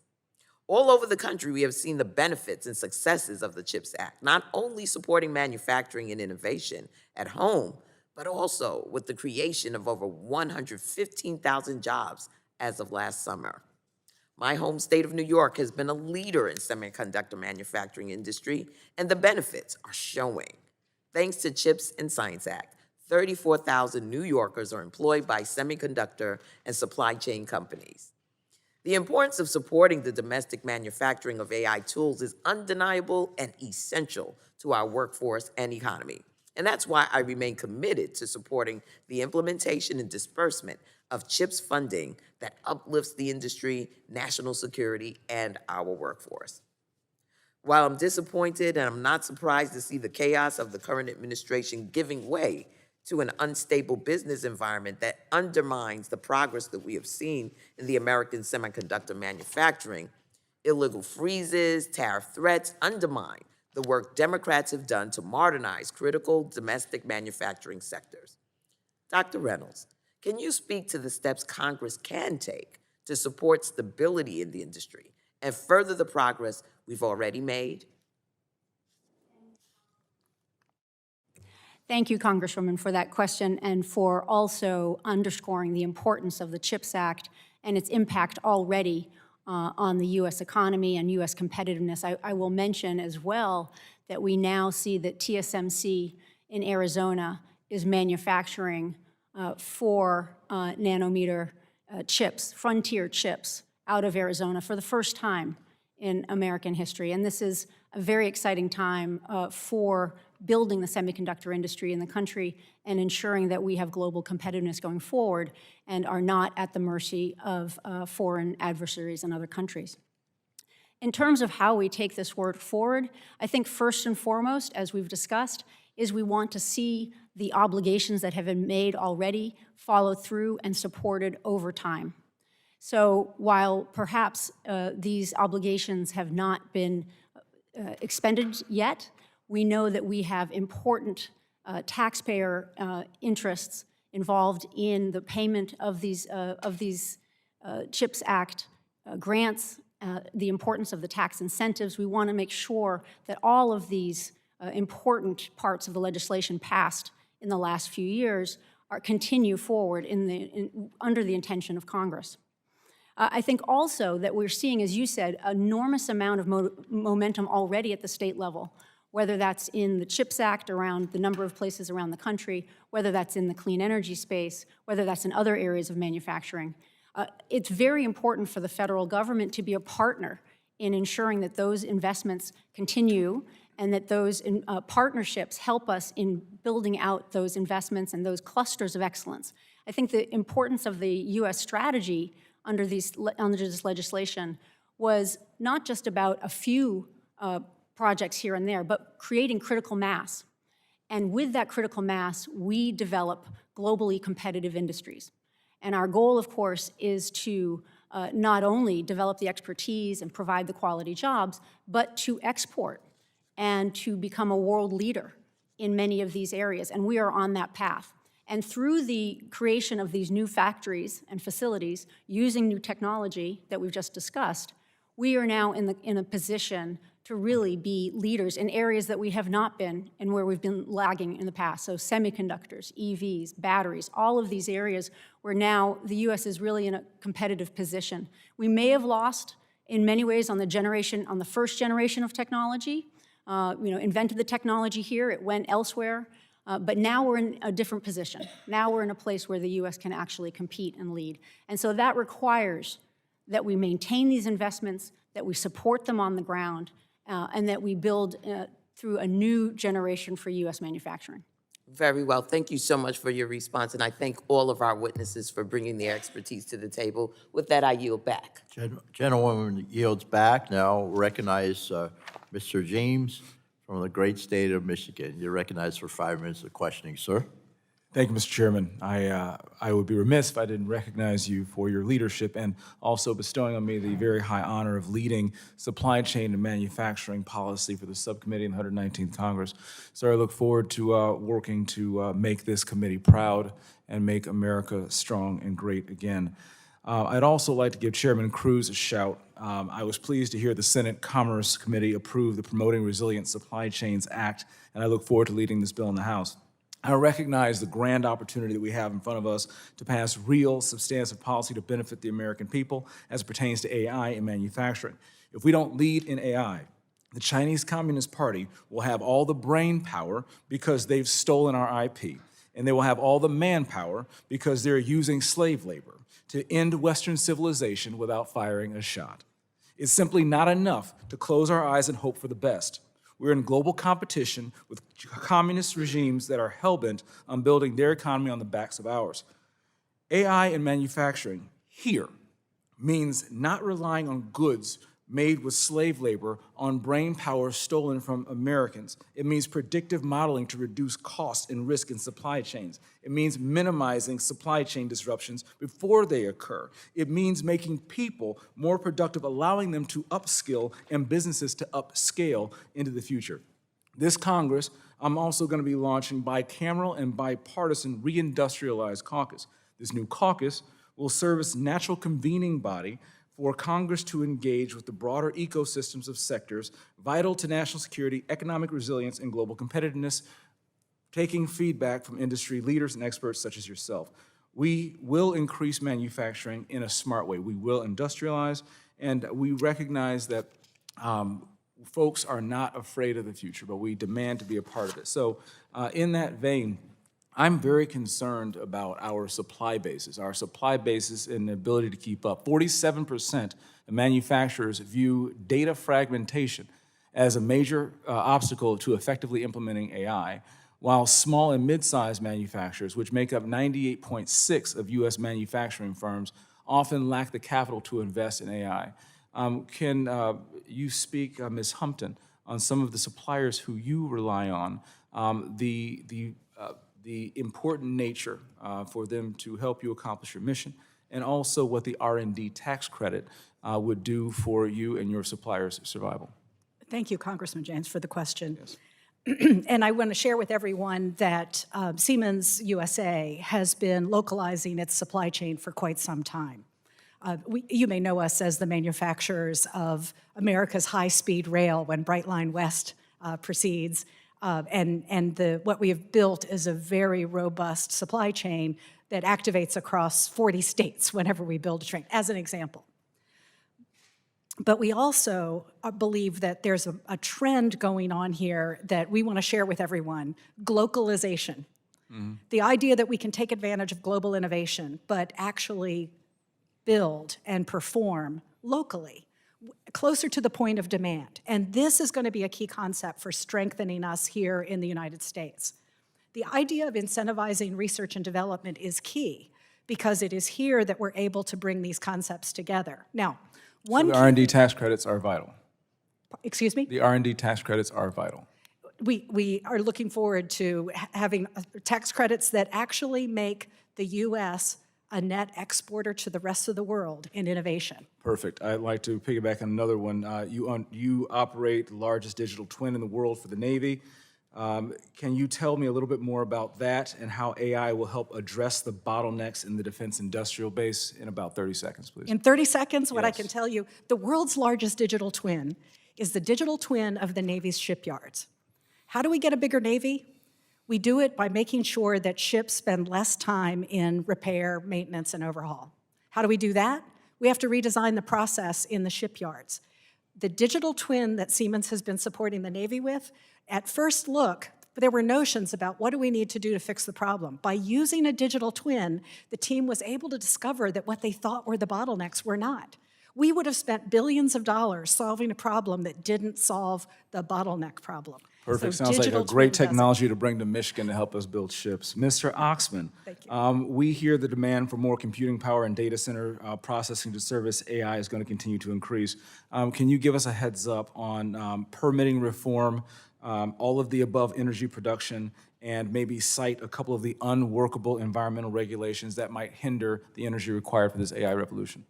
Thanks, Congressman James. We definitely need an all-of-the-above energy solution for data centers. Data centers power the AI revolution that's taking place in the U.S., and you're absolutely right to highlight hindrances to the rollout of energy to supply those data centers. And all of the above energy solution will support the construction of data centers and make sure that there's not too much of a burden on the existing grid. The biggest obstacle by far is the one you highlighted, the local, the state, the county permitting requirements that hold up the deployment of energy. And we're looking forward to working with you on making sure that those challenges can be addressed so that we can move forward the energy solutions that data centers need. Thank you, Mr. Chairman. And I don't have a Lincoln story as well, but my youngest son turned 6 today. So I'm going to go FaceTime with him. Happy birthday. Thank you so much for your leadership. I yield. Great, thank you. All right, now we'll recognize Representative Dingell for her 5 minutes. Thank you, Thank you. Mr. Chairman, and I look forward to working with you, Ranking Member Schakowsky, and all the members of this subcommittee on this issue, because it really is one of the most important issues facing us in this country. How do we ensure that America stays at the forefront of innovation and technology? And I want to thank the witnesses, many of whom I've worked with some who have workers in my district, and I want to increase those workers and keep them building. Over the last several years, we've made real progress advancing policies that strengthen our manufacturing sector, foster innovation, and create jobs. I'm deeply concerned about where things are headed, though, in this Congress. It's only February, and we've already seen too many actions that have been done by this new administration, and maybe Mr. Musk, seeming intent upon dismantling our federal government and ceding American leadership to our adversaries. This is more than troubling, and I hope my colleagues will help us keep the United States at the forefront of manufacturing innovation on the global stage before it's too late. Last Congress, this committee worked in a bipartisan manner on supply chains. We passed the Promoting Resilient Supply Chains Act in the House, which included several provisions I helped co-lead, and we reached bipartisan, bicameral agreement on a supply chain provision to be included in the end of the year continuing resolution, which has been removed when Mr. Musk tweeted his opposition to that very carefully negotiated bill. Strengthening our supply chains is critical for our industrial base, for our economic security, and our national security. The federal government must have the tools to prevent vulnerabilities from escalating into full-blown crises. I'm also concerned about efforts to roll back investments from the Inflation Reduction Act, especially the 45X tax credit, which has been vital in driving domestic manufacturing and innovation, and where I come from, particularly in the auto industry. Everyone has told me that these incentives are critical for our global competitiveness. One of the backbones of American manufacturing is the auto sector. We've seen the devastating consequences of uncertainty and disinvestment on manufacturers and suppliers. We've got to bring our supply chains home, and not just steel and aluminum and autos as we're talking about, but pharmaceuticals and many others. We should not be producing 80 to 90% of our medicines overseas. That's a national security issue. For decades, poorly negotiated trade deals, the outsourcing of jobs, have hollowed out our industrial base. And at the same time, the rise of automation has cost many workers their livelihoods. Yes, innovation is critical, and we've got to lead. But we have to be honest about the impact on workers and ensure that progress does not come at the expense of the middle class. We cannot leave labor behind. As we look to the future of advanced manufacturing, labor must have a seat at the table and have access to the training and tools necessary to develop the skills they need to help the companies they work for compete in the world of advanced manufacturing. And we, as the federal government, have a duty to protect American manufacturing and its workers. As we've seen, doing so is instrumental to our national security and economic vitality. Mr. Kinder, can you speak to the importance of passing bipartisan federal supply chain legislation in this Congress? And fast, because I went too long. Thank you, Congresswoman Dingell, and thank you for representing so many of our employees in your district.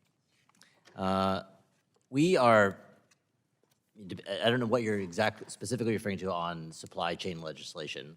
Like I say, it's the supply chain, and particularly small and medium-sized manufacturers who populate that supply chain are the backbone of the manufacturing industry. They create jobs in every district.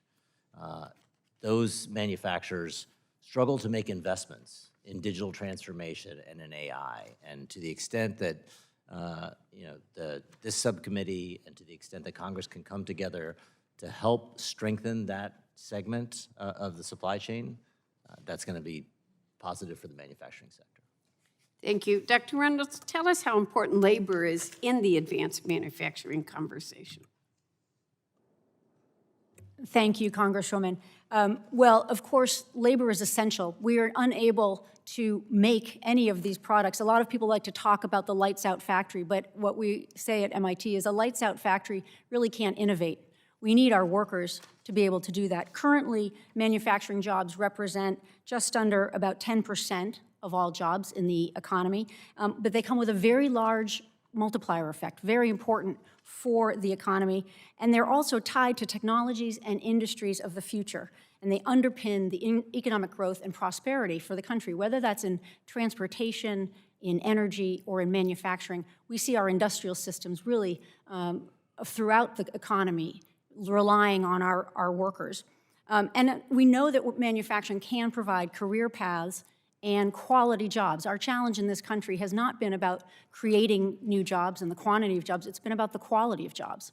And so I think that the fact that we're thinking about and talking about how can AI augment workers and support workers is really the first step to making sure this technology helps workers through increasing productivity, which can also lead to increasing wages. As it stands right now, our small and medium-sized firms are struggling to adopt this technology, to find workers, to pay their workers, and we can find a path forward that invests both in technology and in workers for the country.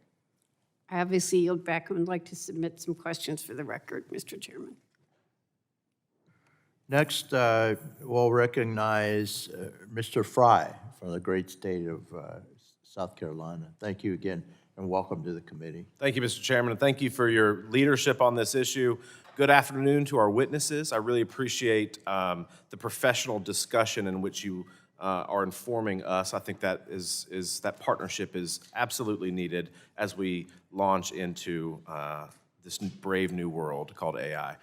Back home in my district, in Florence, South Carolina, GE Healthcare manufactures some of the best MRI machines and systems in the world. These systems are used to provide high-quality patient care in the U.S. and around the world, and they leverage AI to enhance imaging speed and quality, helping doctors make faster and more accurate diagnoses. But AI's impact extends far beyond just healthcare. It is improving forecasting, planning, and process optimization at GE Healthcare's manufacturing facilities, ensuring efficiency from the production line to the supply chain. And it's not just changing manufacturing, it's really redefining our economic future.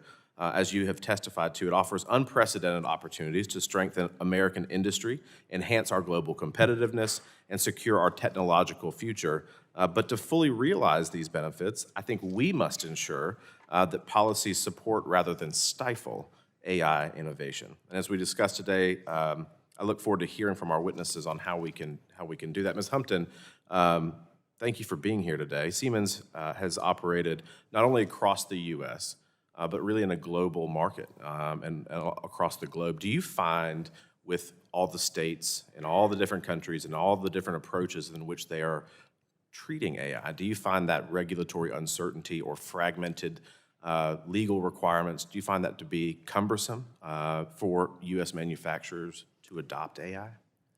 Thank you for the question. And I think my team who's joined me here today would tell you they are burning a lot of calories trying to track everything that's happening at the federal, the state, the local level, and with regulation, obviously regulation being formed all around the world. This is why we're thrilled that the Congress has invited industry to the table. We really believe that as responsible businesses, if we raise our voice in this environment, we can help the Congress understand what we know. But the thing that we really appreciate from the Congress is a better understanding of the risks we face as a nation. So this sharing of information is vitally important right now. Absolutely. Thank you so much. Mr. Oxman, you've discussed how AI can strengthen our supply chain resilience and improve operational efficiency for our manufacturers. But the regulations like the Bureau of Industry and Security's AI diffusion rule have raised concerns about unintended consequences on U.S. innovation and global competitiveness. How should Congress and the administration approach AI-related regulations to protect our national security without hindering that very vital private sector innovation? Thanks, Congressman Frye. I'm glad you mentioned that AI diffusion rule because that is something we were very disappointed to see happen in the waning days of the Biden administration. The good news is there's an opportunity, there's an open rulemaking. The Trump administration can make that rule better. These are complicated issues. Protecting national security is obviously vital as we look at opportunities to continue global leadership by the U.S. in AI. So our hope is that the industry collaboration that we'll see in the coming weeks and months will lead to a better rule than was adopted the first time around. And that's particularly important because, as you noted, these supply chain issues are also supply chain security issues. So we need to make sure that American manufacturers have access to everything they need to build and grow the economy here, but we also need to make sure that vital American national security interests are protected overseas. And we're looking forward to working with the administration on striking that balance and working with Congress to make sure that there's proper analysis here as well to make sure that balance is struck. Thank you for that. Mr. Kinder, you talked about this with my colleague, Ms. Dingle. What do you think the biggest challenges are for SMEs right now as it relates to AI? Thank you for the question. Small and medium-sized enterprises, they face global competition, and they need to invest to stay competitive. They need to be able to invest in digital transformation. They need to be able to invest in AI, and switching costs are high. So they have systems that are in place now that they are using. Those switching costs are high. The thing that can help them most is support from Congress, either whether it's access to capital, whether it could be in some incentives or tax credits, that would help them to make that investment, be willing to make that investment to leapfrog and be competitive. As long as they're competitive, the even larger manufacturers they work with will benefit. Great, thank you. And just to wrap up, what is Autodesk doing? I think one of the concerns that I hear from constituents is bias that might be in AI. What is Autodesk doing to ensure that AI is safe and not biased? Yeah, I mean, similar to, I think, what Siemens is doing around industrial AI, we train on very specific data sets that are around the manufacturing process. We don't run into some of the probably concerns around bias of large public data sets where you don't know where that may be coming in. Thank you for that. Mr. Chairman, I yield back. I thank the gentleman. Now recognize Mr. VC from great state of Texas. You're recognized for 5 minutes for questioning. Mr. Chairman, thank you. You know, one of the great things that have happened in the Dallas-Fort Worth area is that we've really emerged as leaders in this area to lead manufacturing facilities and operations in this new cutting-edge technology that we're seeing. And I think it's really part of a generational shift when it comes to the future of domestic manufacturing. And it's amazing to see it right in your own backyard. And I think that long-term that we're going to see continued investments in the DFW area that are going to make the United States keep its competitive edge and innovation against global competitors. And obviously, artificial intelligence is going to be a really big part of that. However, we also have to acknowledge that there are some risk involved with AI that we need to continue to be talking about, that we're not mentioning enough. And if we think that social media is out of control, I can tell you that AI will even be more dangerous if we don't make sure that we're taking these protective measures to make sure that middle-class, hard-working Americans don't become left behind. And unfortunately, one of the things I'm worried about is President Trump's recent executive order titled Removing Barriers to American Leadership in Artificial Intelligence, because I think that it has undermined some essential AI protections that are accelerating the unchecked spread of AI across the country. And so I wanted to ask Dr. Reynolds, what measures do you think Congress should take to mitigate the increased risk of cyber attacks and other threats to our national security as manufacturing increasingly adopts to AI without sufficient regulation? Thank you very much for the question, Congressman. Certainly the concerns about cybersecurity have been around for several years and have been escalating, and particularly in our manufacturing base, which has been most directly attacked. So I think that the issue has been elevated, and I think there is a bipartisan concern about how we address this. How actually we go about doing that is another question, and I think you've heard a range of comments here this afternoon about exactly what the role of government should be. My hope is that we find a path forward that is going to accelerate our investigation and our research in this area, but also find a pathway forward in which cybersecurity is front and center, but also the issues you raise, whether it's privacy, protection of minors, security of information for the consumer, et cetera. Those are critical issues, and I think at this point in time, we've had a lot of discussion and debate, but we need to find a collaborative and bipartisan path forward, which is going to protect not just the consumer and the worker, but also our manufacturing base. Yeah, no, absolutely. And also, I want to talk about energy use, AI and energy use. That has gotten a lot of attention, and it should. Last year, I visited Siemens. They have a new facility in my district in Fort Worth, and I understand that Siemens digital twin offerings can provide real-time insights into the energy usage of various components in the data center. But I'm worried that if we don't reform our permitting process to allow energy of all forms to be generated and put onto the grid, that there are going to be risks to constituents in the manufacturing sector. I wanted to ask particularly Ms. Humpton, do you think that that is something that we should be concerned about? Congressman Veazey, we were thrilled to host you at Fort Worth, and I've been bragging today about this as a real illustration of the power of AI in not only building, but in staffing, training our staff, and bringing people from outside the manufacturing world into manufacturing in Fort Worth. The power that is going to be required for AI is absolutely essential. And actually, technologists like us, but in particular Siemens, has been working in the field of electricity management for almost our entire existence. And what we have right now is a brilliant opportunity to use AI as we solve this problem. We do need to use new techniques like microgrids, the ability for people to generate power on site, perhaps sell it back to the grid when they're not using it, the ability to control those microgrids for maximum uptime. The AI that's available now in the energy sector is very exciting, and we've been working very closely with the Department of Energy and with several administrations to make sure that we're making these things visible and available. So I do believe that we need to consider both the AI itself as well as the power provision. Thank you very much. Thank you, Mr. Chairman. All right, thank you, Mr. VC. Appreciate he yields back. And now we'll recognize Ms. Lee from the great state of Florida, Tampa Bay area, and she's doing a great job representing my former constituents. So I'll recognize you for 5 minutes of questioning. Thank you, Mr. Chairman. It's indeed big shoes to fill in Pasco County. Ms. Humpton, thank you very much for being here today and for providing your testimony. Your perspective on artificial intelligence empowering employees really resonates, I think, with many of us on this committee. There is a fear that AI will replace the American employee, but I agree with you that we need to look at AI as an assistant to the American manufacturer rather than its replacement.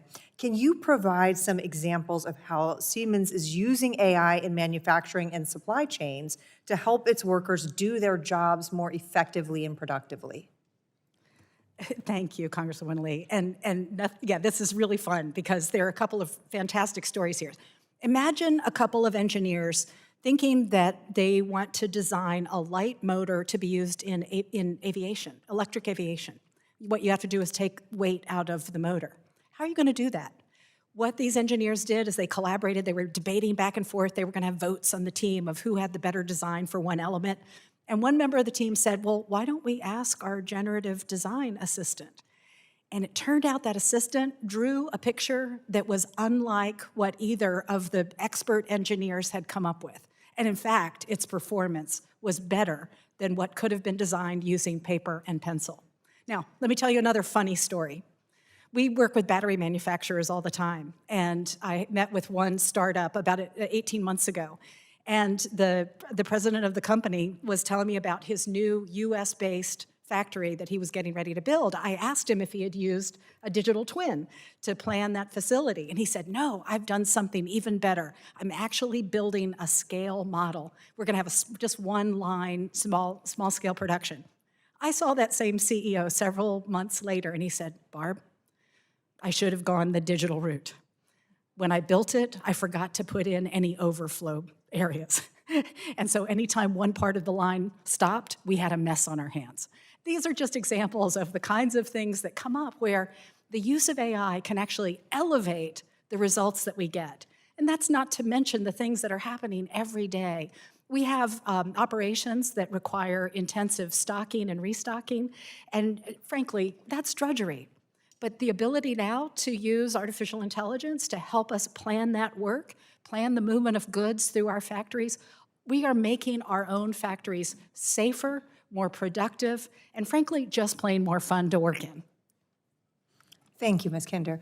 I'm sorry, Ms. Humpton. Now, Mr. Kinder, I want to first congratulate you on the grant that Autodesk received from my alma mater, the University of Florida, to advance the field of industrialized construction engineering.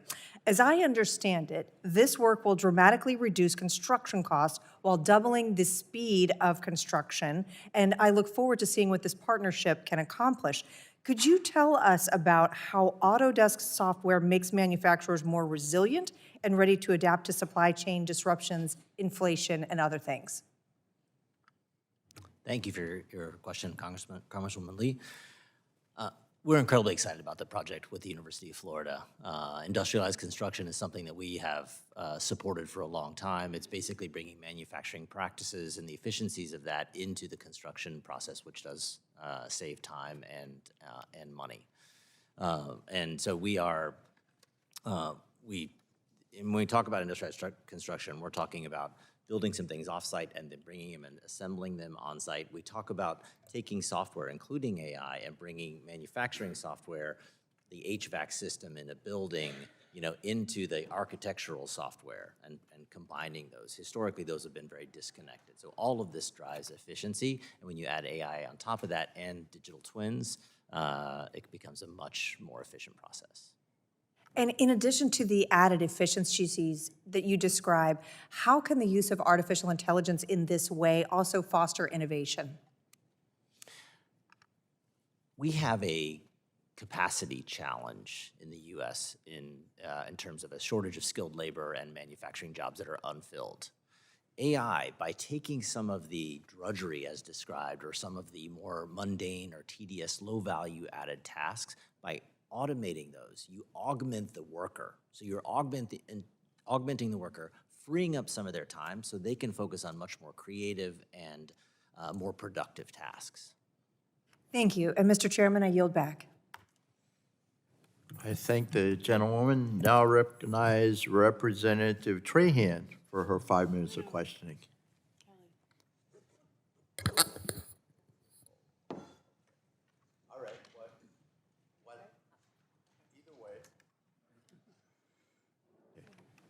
Okay. Well, Ms. Kelly will go first. Thank you. Well, thank you. You're recognized. You're recognized. Rep. Trahan. And thank you to the chair and ranking member for holding this very important hearing to discuss the importance of AI's role in the future of American manufacturing. Last Congress, I joined former Rep. And now U.S. Senator Lisa Blunt Rochester and Reps. Dingell and Wild in co-leading multiple bills to make up the Supply Chain Act, which garnered the support of over 160 stakeholders. These vital bills would have established a new office within the Department of Commerce charged with monitoring supply chains, identifying supply chain gaps and vulnerabilities, as well as addressing supply chain risks. Unfortunately, many of these critical provisions were pulled from the bipartisan continuing resolution that failed to receive a vote.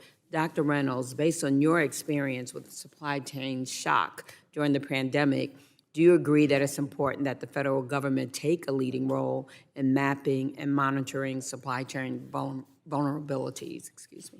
Well, thank you, Congresswoman. It's an important question and one that I lived and breathed for my couple of years in the White House. I still have PTSD, I think, from the experience. But what we learned from that experience at the beginning of the COVID crisis was that, in fact, maybe the U.S. government did not have sufficient information. We knew that about supply chains. But what was more disturbing is that the private sector didn't have the information either.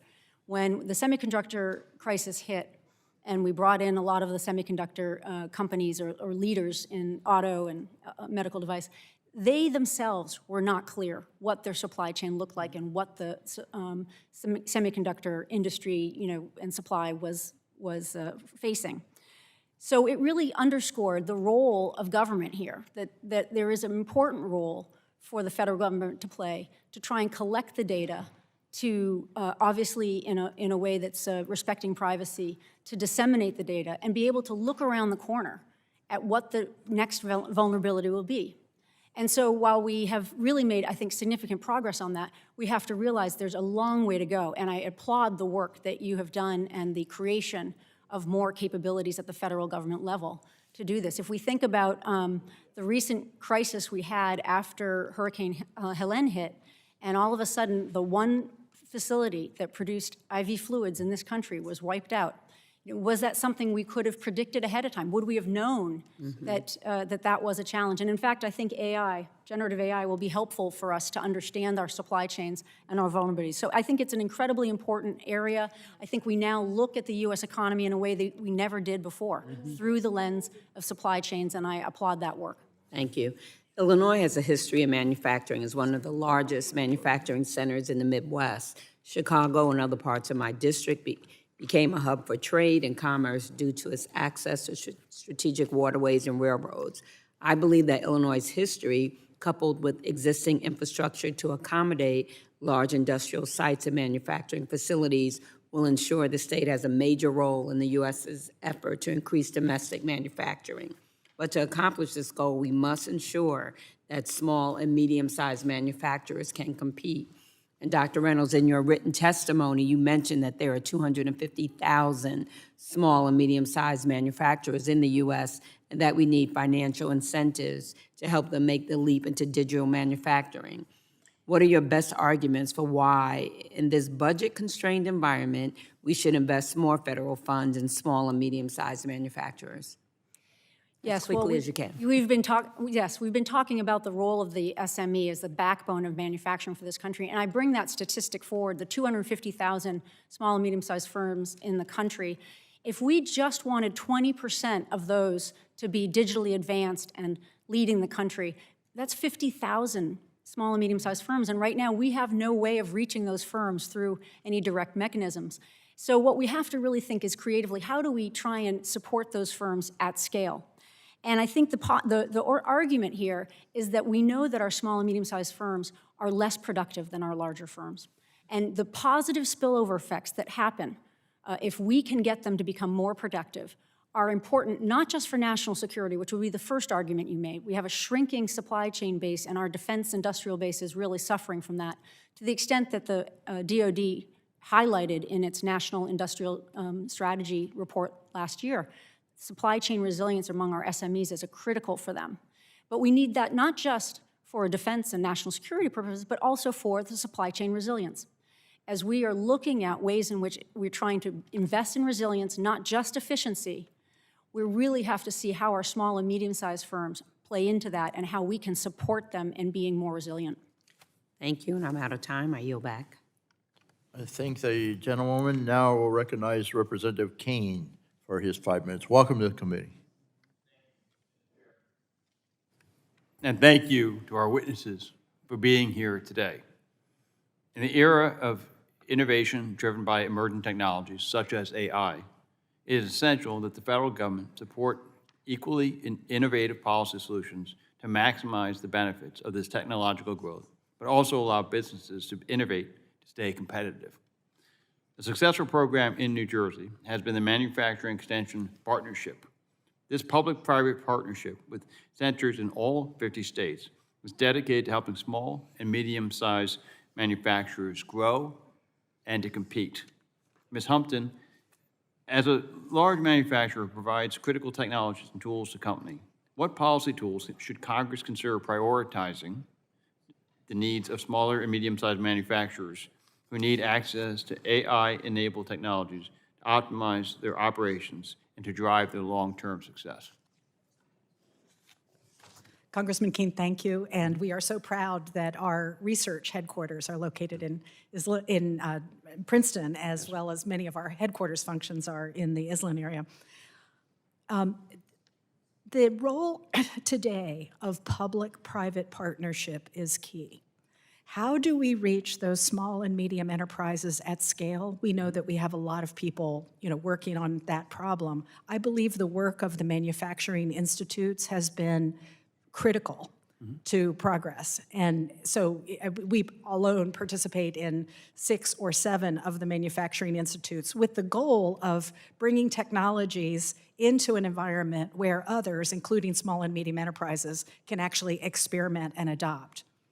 One of the things that business can do is to actually look at the way technology is provided. We've done an analysis and have determined that we need new licensing structures, for instance, for small and medium enterprises so that they can afford the entry level, to get into the same tool sets that large enterprises are using. I do believe that a critical piece then to cap all of this and tie the workers back in is the network of community colleges across the United States can be an excellent partner in scale. Yeah. No, they are crucially partners in that regard, and I agree with you on that. Mr. Oxman, as you know, there have been ample conversations regarding preparing the AI workforce. What do you recommend that we, as Congress, do to position ourselves to better remain competitive amidst the growing technological landscape? Thank you, Mr. Congressman Keene. And I also want to thank you for your sponsorship to the Lift AI Act, which is focused entirely on this very important issue. The technology industry is laser focused on finding top talent and filling hundreds of thousands of open roles and making sure that American workers are trained for those opportunities.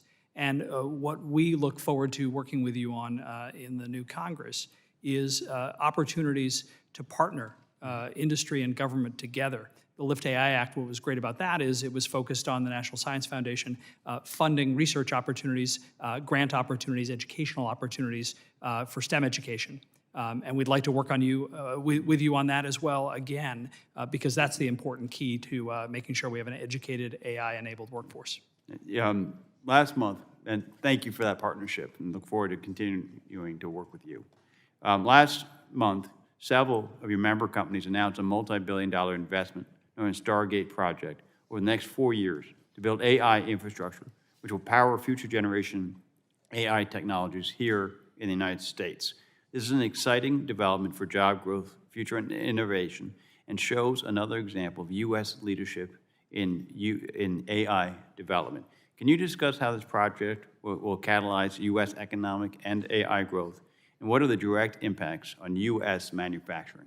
This is such an exciting announcement. It happened on just the second day of the Trump administration. The president had leaders from 3 ITI member companies, OpenAI, Oracle, and SoftBank at the White House to announce it. It's a multi-$100 billion investment in building these incredible data center campuses.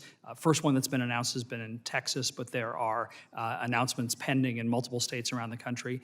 This is going to cement AI leadership in the United States, and it's going to create, just in the first announced campus, 40,000 jobs. That's what OpenAI predicts will happen. And it's going to be a partnership across the entire AI ecosystem that will eventually create thousands of jobs. And as I mentioned, they're targeting $500 billion worth of investment in the United States. So this is a great opportunity, another great example of how AI and manufacturing together can really partner and grow the U.S. economy and create incredible jobs. Thank you, and I yield back my time. Thank the gentleman. Now we'll recognize the ranking member of the full committee, Mr. Pallone, for his 5 minutes of questioning. Thank you, Mr. Chairman. I'm deeply concerned that the chaotic and destructive environment being created by President Trump and congressional Republicans is costly for consumers and for businesses, including manufacturers. American manufacturers are working hard to modernize their facilities by adopting AI and other new technologies and training their workforce to meet the demands of advanced manufacturing. And many of them rely on federal financial support, tax incentives, and other federal programs to make this transition possible. But instead of continuing to promote our vital manufacturing sector, President Trump and his billionaire friends are sowing seeds of destruction, illegally halting federal funding across the government, and thrusting our nation into nonsensical trade wars with our allies. So, Dr. Reynolds, I have 3 questions. I'm going to try to get them in the 4 minutes. How have the programs, investments, and tax credits created by the Inflation Reduction Act, CHIPS and Science Act, and the Bipartisan Infrastructure Law enabled American manufacturers to compete in the global economy, if you will? Thank you, Congressman. And I agree with you that for all of the great investments and the progress we're making in our advanced manufacturing, we also have experienced in the last few weeks a lot of uncertainty. And uncertainty is bad for business, it's bad for planning, it's bad for U.S. manufacturing.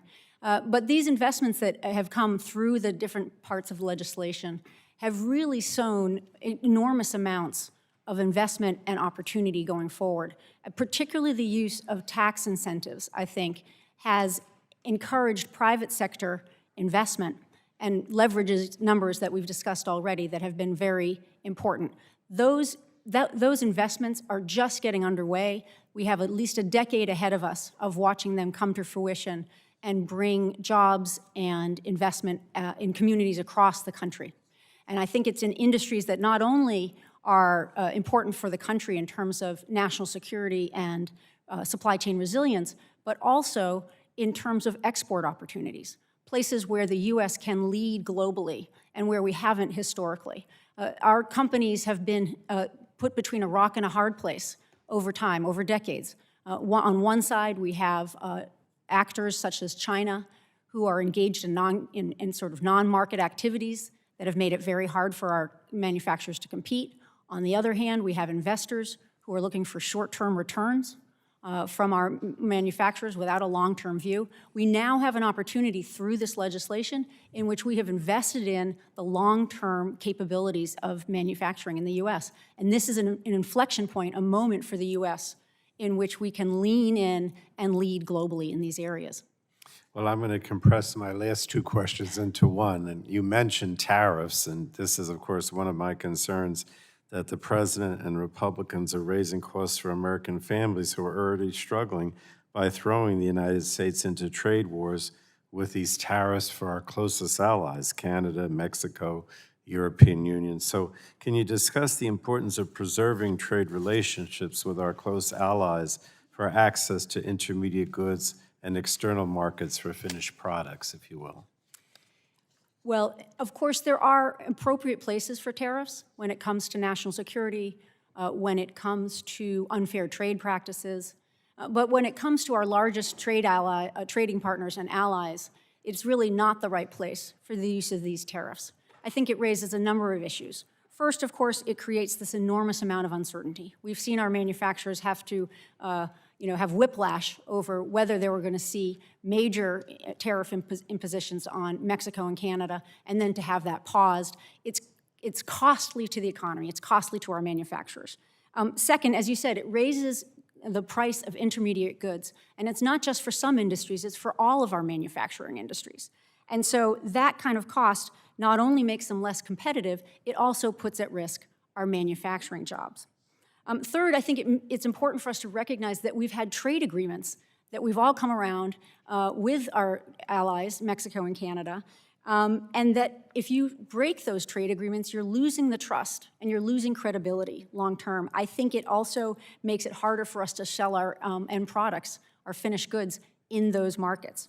And it's important to understand as well that we have built a manufacturing ecosystem that is not just ends at our borders. It's a North American innovation ecosystem, and it's one that in the auto industry in particular benefits from.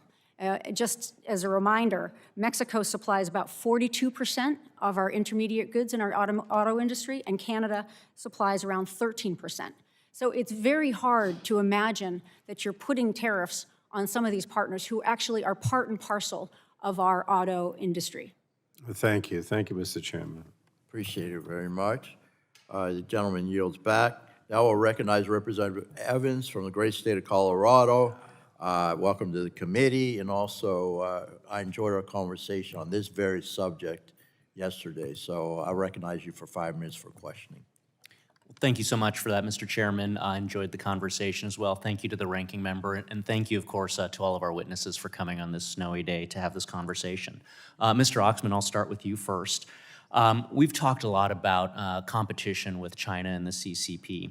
In my district, I have a company that uses AI both in the manufacture and the deployment of technology that's used to stabilize suspended loads. So right now, it's predominantly used for helicopter rescue hoists, military search and rescue, things like that. But this technology can also be applied to critical infrastructure around, for instance, cranes, port cranes, cranes for construction. And so I think most of us are probably familiar with some of the risks of the U.S. relying on Chinese cranes for that critical infrastructure. And so my question to you is, what role does AI play both in being able to protect and harden some of our critical infrastructure from malicious attacks abroad, and how can we best protect and promote that intellectual property rights and keep that from being compromised by some of our foreign competitors? Thank you, Congressman Evans, for the question. This is actually the topic that I think the Trump administration is spending some of the most time on, with the very early release of the AI executive order and the recent announcement from the Office of Science and Technology Policy opening a request for input, for inquiry from industry into AI rulemaking. We're very pleased to see this early attention to this issue because, as you noted, there are critical national security implications of making American AI technology available internationally, but we have to balance that with the need to address international markets and give American companies the opportunity to sell around the world to the 95% of the people who live on the planet who don't live in the United States. So you're right that these are critically important issues. And that balance of national security and economic interests is one that is very important and very challenging, because we do want to make sure that these use cases of AI that we've talked about today are available here and also available to our allies. As you noted, AI can be a critical tool in cybersecurity defenses, for example, augmenting human capability and making sure that we are hardening our networks and our infrastructure against potential adversaries. So I think all of these issues are critically important. It's heartening to see the Trump administration paying such close attention and soliciting industry input, and we look forward to working with you on these important issues as well. Thank you. Moving on to Mr. Kinder. In your testimony, you talked a lot about the use of AI in manufacturing. And we oftentimes hear when we're having this conversation that oil and gas levels in the U.S. are at record level productions. But I know from conversations with my local electric utility that we're going to need, at least in my area, we're going to need 3 times as much electricity as currently produced right now to meet some of the growing demands for digital and for AI purposes. And so my question to you is, specifically with regard to energy availability, what can Congress do to help ensure that the United States and not our foreign adversaries remains the global leader both in AI and also in the manufacturing that AI supports? Thank you for your question, Congressman Evans. With respect to energy, I mean, AI will use a tremendous amount of energy. I think what Congress, can do is to both strengthen the grid, establish policies that help us to strengthen the grid, and also help us define all sources of energy production, renewable, non-renewable, to be able to power. Now, I would also add that we are in a stage right now where I believe chips will get more efficient. I believe that training of models will become more efficient, and that energy use will become more efficient in AI. We're still in early days in terms of training a lot of these models. Thank you. And then last question to Ms. Humpton. You brought up one of my favorite topics, which is microgrids and using AI to be able to implement, we were just talking about that, all of the above energy policy. So can you just talk a little bit more about how AI can be used when you have rooftop solar panels that are feeding electricity into the grid, then the cloud cover rolls over, the temperature drops, now the heaters kick on, and in the space of just a few minutes, now you have electrons flowing the other way to now power houses that used to be powering the grid, but now it's going the other way. Can you talk about the complexity of managing the grid in AI? Thank you, Congressman. This is my favorite topic. I actually think this is the most exciting segment of the U.S. economy right now, is the grid edge. Right? Where the old-fashioned grid and its transmission and distribution meets all those users. Well, now all those users of electricity can also produce electricity. Everything from our cars to our homes to our carports. So the idea of using the power of software, with large utilities now using software to manage the flow across their distribution networks, to even now the smallest users. My mom put rooftop solar on her house. She sells back to the utility when she has extra, and she buys when she needs to, and she has the lowest electricity bills she's ever had. These are simple concepts, but they're complex when they come together into basically what the National Academy of Engineers called the greatest invention of the last century, the grid. It's a very complex organism. So I think the work of Congress to ensure that we support the administration in finding ways to trim back regulation that prevents us from being able to make changes, the attention to technologies and the ability to educate policymakers. And by the way, Siemens stands ready to work side by side with you. This is exciting times. Thank you so much. Yield back. All right. Gentleman yields back. Now I'll recognize Representative Trahan for her 5 minutes of questioning. I appreciate her patience. Thank you, Chair Bilirakis. Good afternoon, everyone.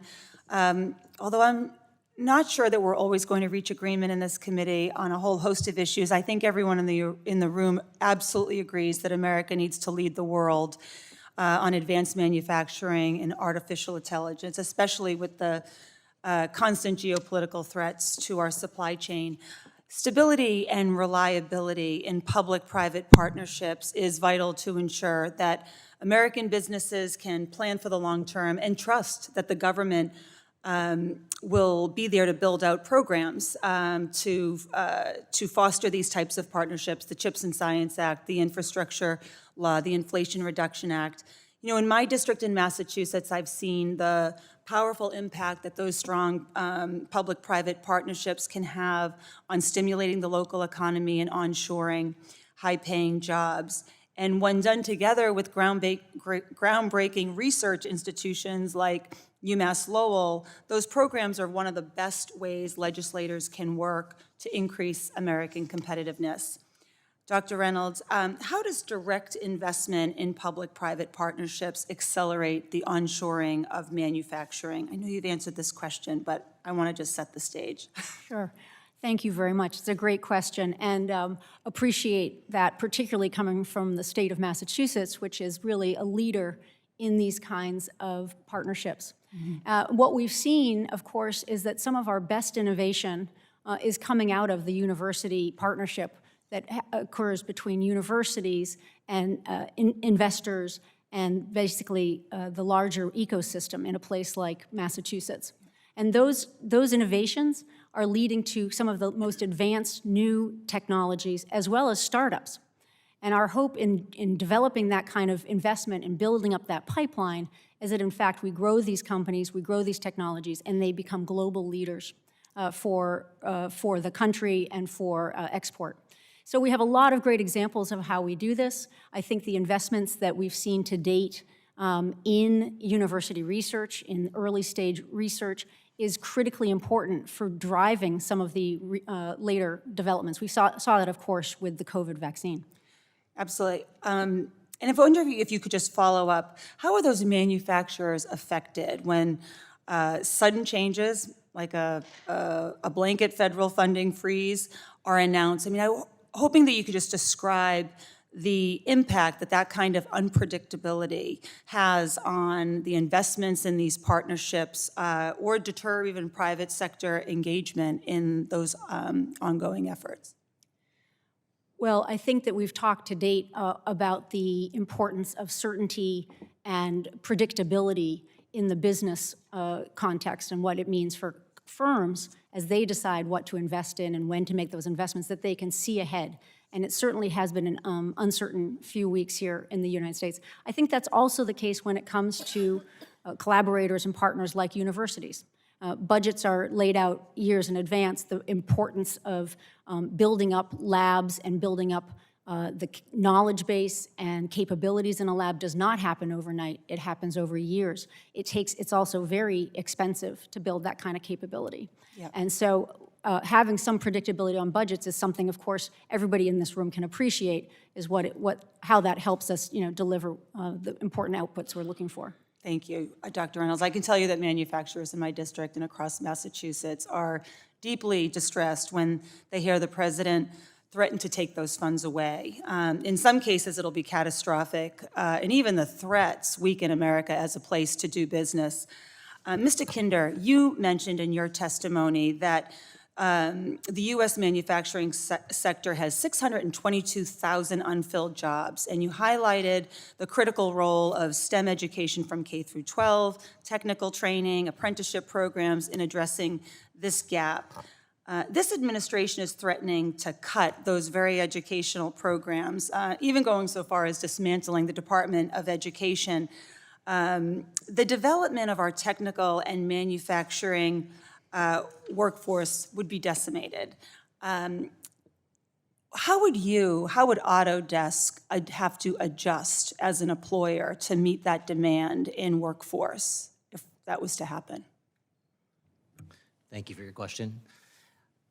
We work with the education community at length. We work with over 19,000 institutions from kindergarten all the way through graduate schools, vocational schools, to provide free software to be able to train that next generation. We think that is absolutely critical, and we'll be training them in tools that include AI going forward and helping to upskill that workforce. Well, thank you. I know I've run out of time. I'll submit my other questions for the record. Thank you, Mr. Chair. Thank you very much. Now I'll recognize Mr. Goldman for his 5 minutes of questioning. Thank you. Thank you, Mr. Chairman, very much. Mr. Oxman, Lockheed Martin and other defense manufacturers in my district use AI into their assembly lines and supply chain logistics to improve efficiency, enhance quality control, and more. Why is it important to our economic and national security that this industry have access to cutting-edge technology and manufacturing? Thank you, Congressman Goldman. And your district is, in fact, a hotbed of innovation. ITI member company Medtronic is also doing a lot of investment in AI-powered medical devices in your district as well. So the short answer to your question is this is key to the manufacturing renaissance that's taking place in the United States. And what we're particularly excited about is how, as you hear from all the witnesses today, this is an ecosystem in the technology sector that's powering this. So you've got software companies, hardware companies, data center operators. This is another area that's just exploding in Texas in particular. Semiconductor manufacturers, also exploding in Texas right now. The investment of literally tens of billions of dollars in semiconductor manufacturing facilities in Texas. So all of this is taking place at a time that we're focused on the right solutions to power that kind of investment and innovation.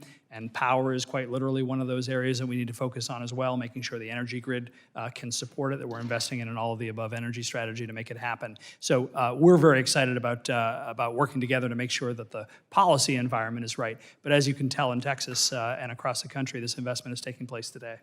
Thank you so much. And Ms. Humpton, I know you know something about not necessarily my district, Mr. Vesey's district, but welcome to Fort Worth. Siemens is opening a new facility there, exactly type of activity we need to enhance our technological leadership and support onshoring on domestic manufacturing. I understand that Siemens is innovating not only with industrial AI, but is also experienced in how to drive efficiency and maximize operations at data centers. Can you please elaborate on Siemens' expertise in this arena and how you view data centers as critical to domestic manufacturing?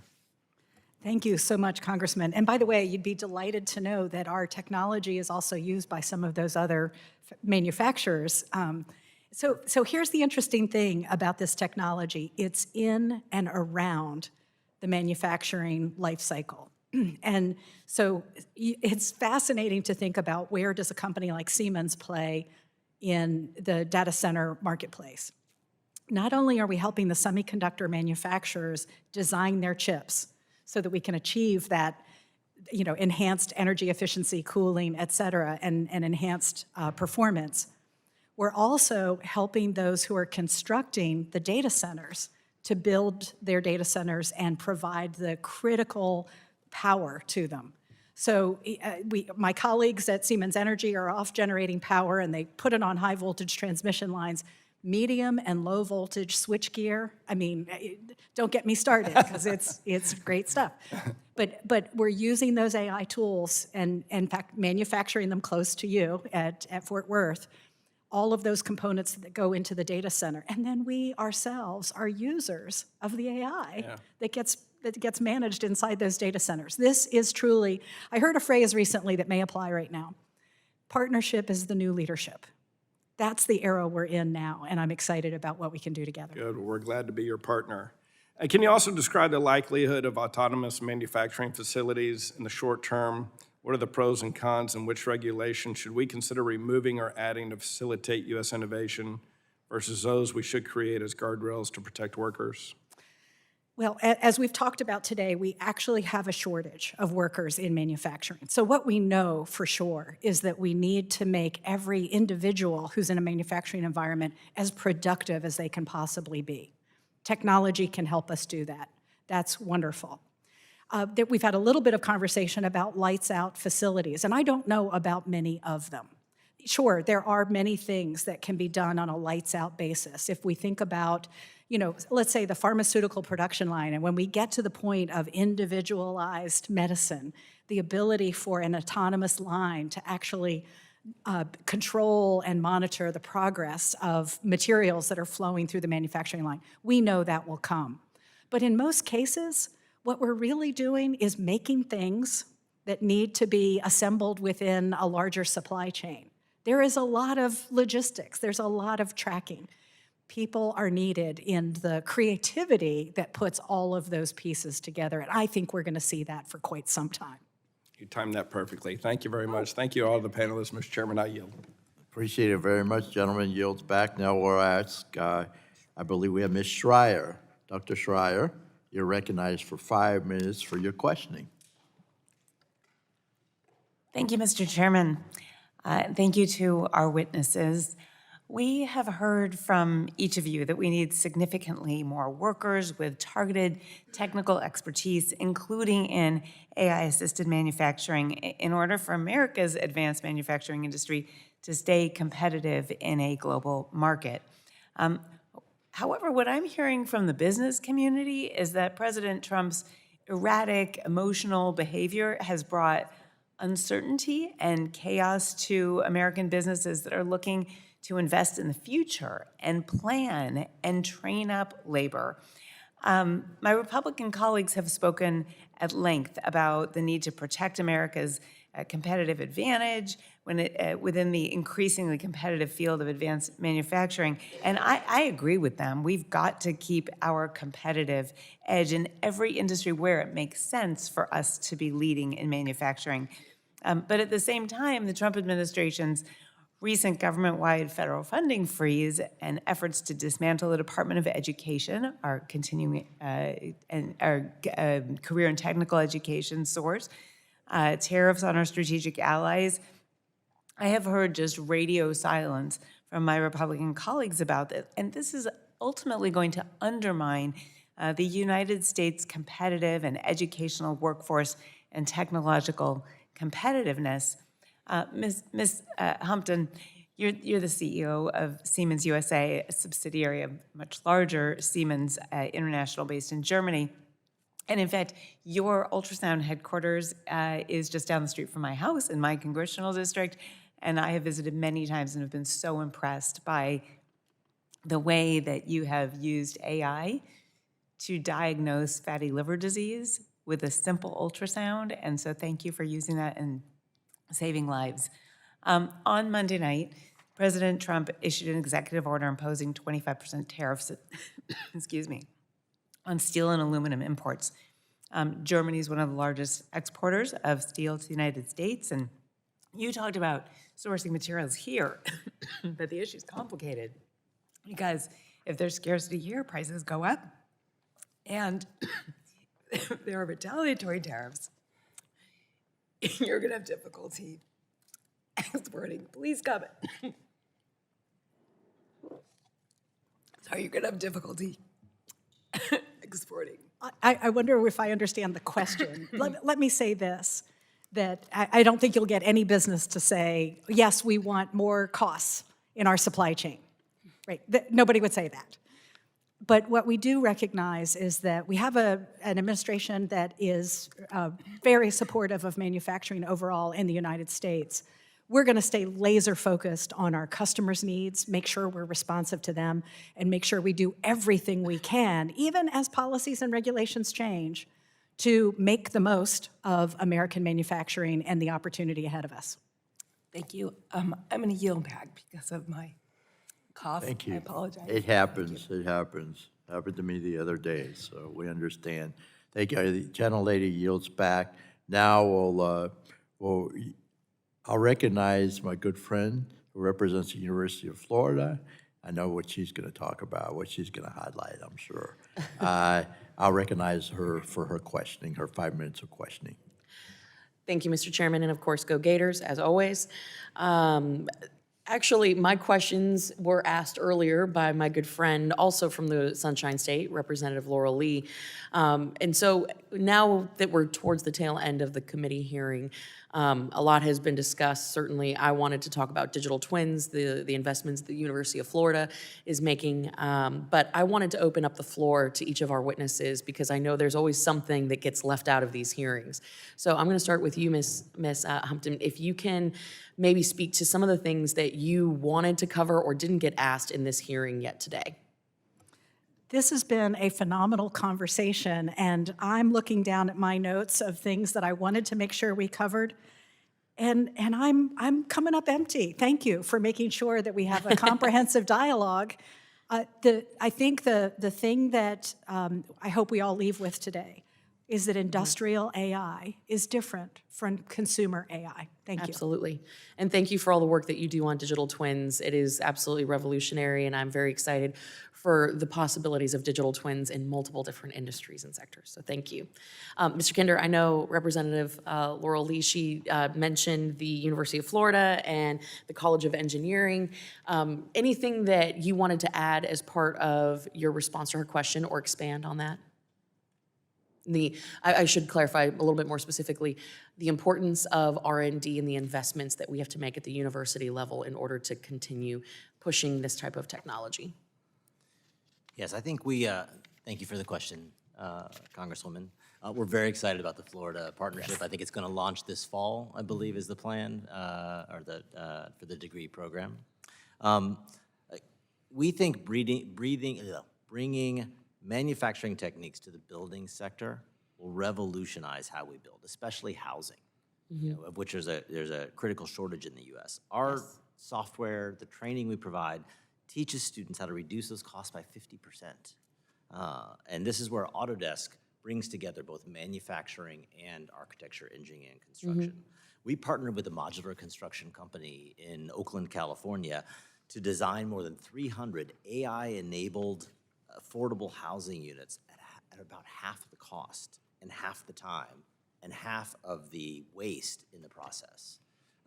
So we're very proud of that and look forward to working with and partnering with universities to further that type of research.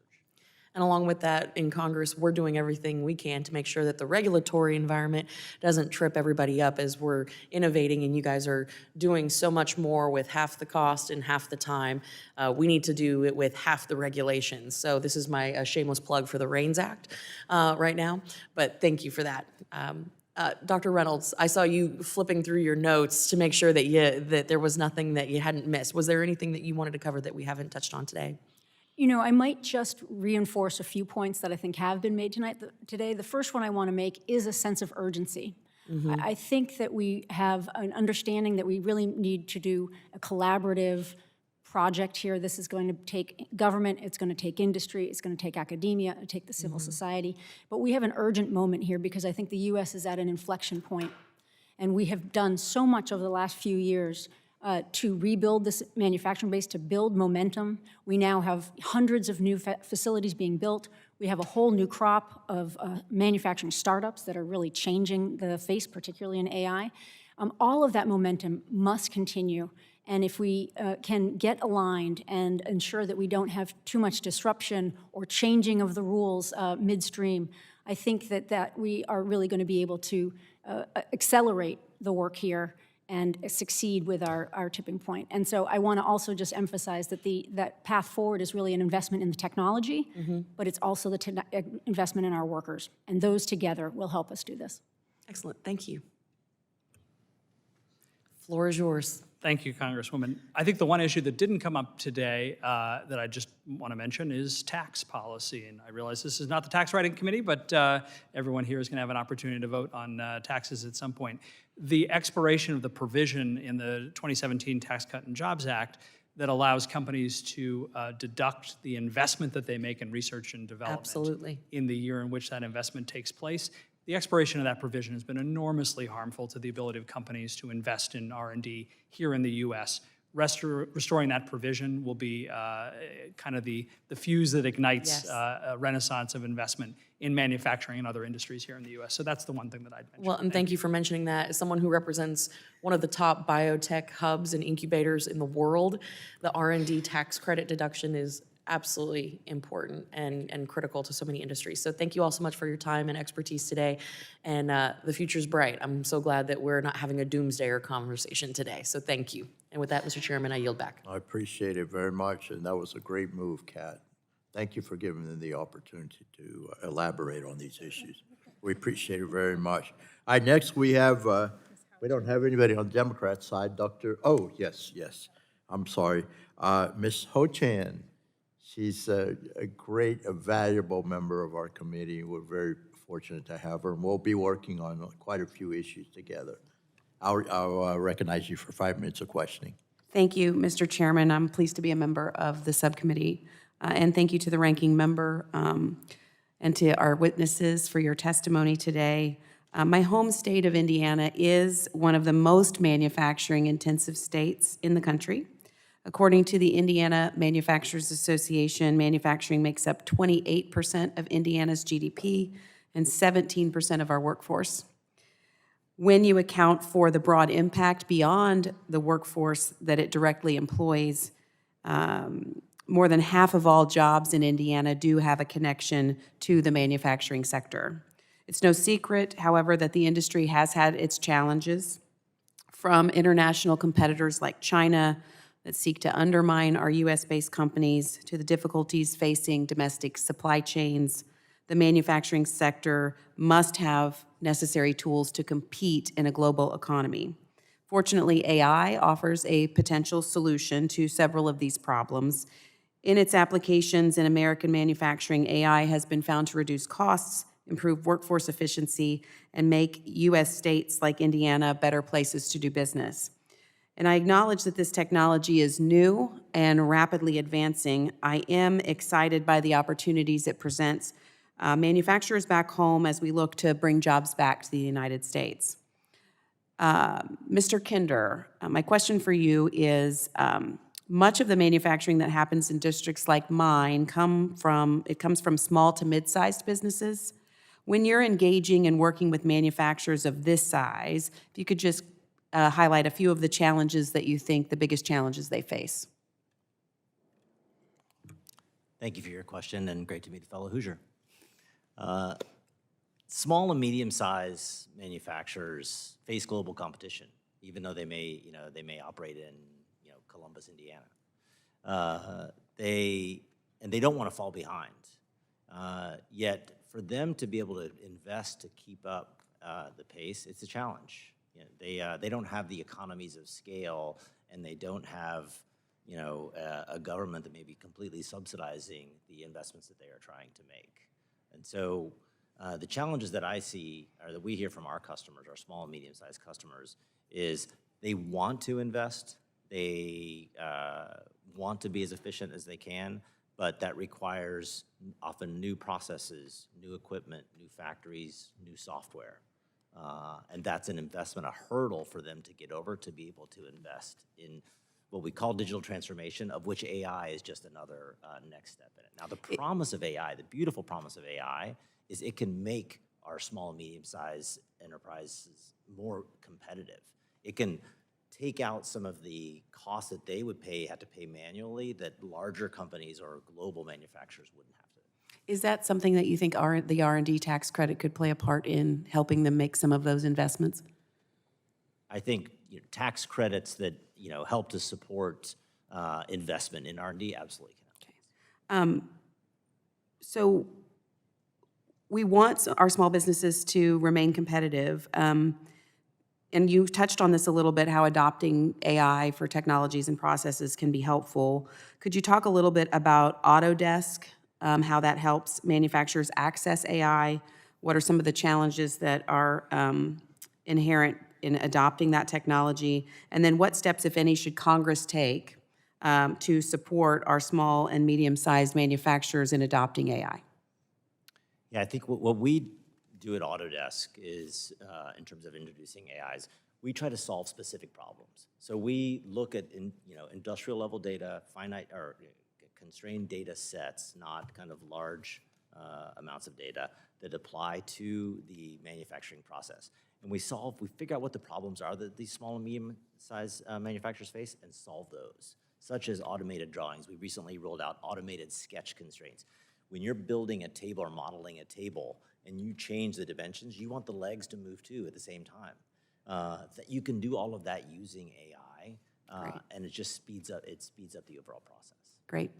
Well, as we work to make the United States the best possible place to work and build things, we also have to look at the resiliency of our supply chains, making it easier for companies to adapt when disruptions happen. Ms. Humpton, what role can AI play in the optimization of resources and processes within manufacturing supply chains with the few seconds we have remaining? what I would tell you is that we all know that our supply chain and logistics experts have become heroes over the last few years, giving them the superpower to analyze networks and understand where bottlenecks are, find alternatives. AI can help them every single day. Thank you. Thank you, Mr. Chairman. I yield back. Thank you, Ms.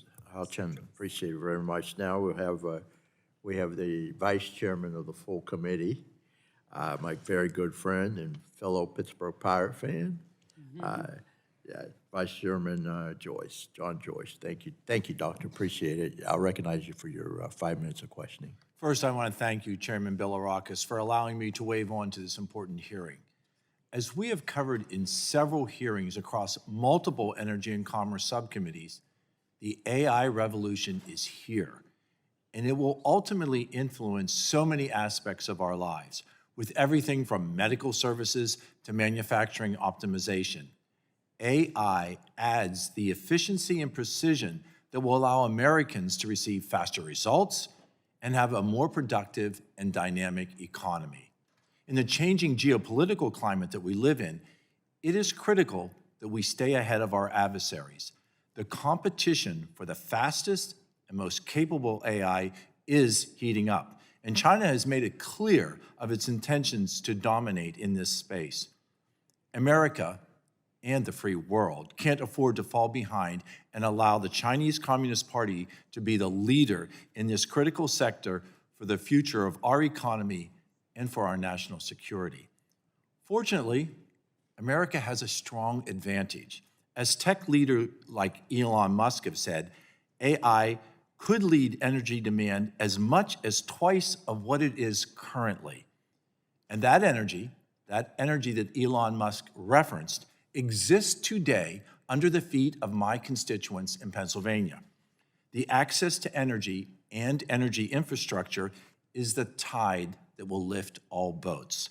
We have already begun to see this in my home state with data center agreements between AWS and Talon Energy at the Susquehanna Nuclear Generation Facility and the reopening of 3 Mile Island thanks to a purchase power agreement between Constellation Energy and Microsoft. These deals will lead to billions of dollars of investment in these communities, and they will provide family-sustaining wages, jobs that are so necessary. They will also provide revenue for schools, for libraries, for police stations, firehouses, and hospitals. As we look forward to engaging not only our merchant nuclear assets for AI, but the robust natural gas electricity generation we have in this country, opportunities for rural America will only continue to grow. And grow we must. AI has a large role to play in bringing back American manufacturing. President Trump has made it clear in this new golden age of America, we need to ensure products are made right here and that family-sustaining jobs stay here. Increases in efficiency and worker productivity that the use of AI will give American companies the edge that they need to compete and they need to win.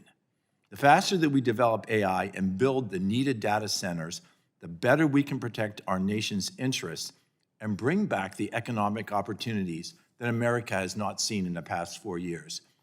Mr. Oxman, from the AI perspective, why is getting our energy policy right important for securing American leadership in artificial intelligence? Well, Dr. Joyce, thank you for the question, and grateful to you for highlighting what ITI member companies like AWS and Microsoft are doing in the Commonwealth of Pennsylvania to bring this energy discussion to the forefront.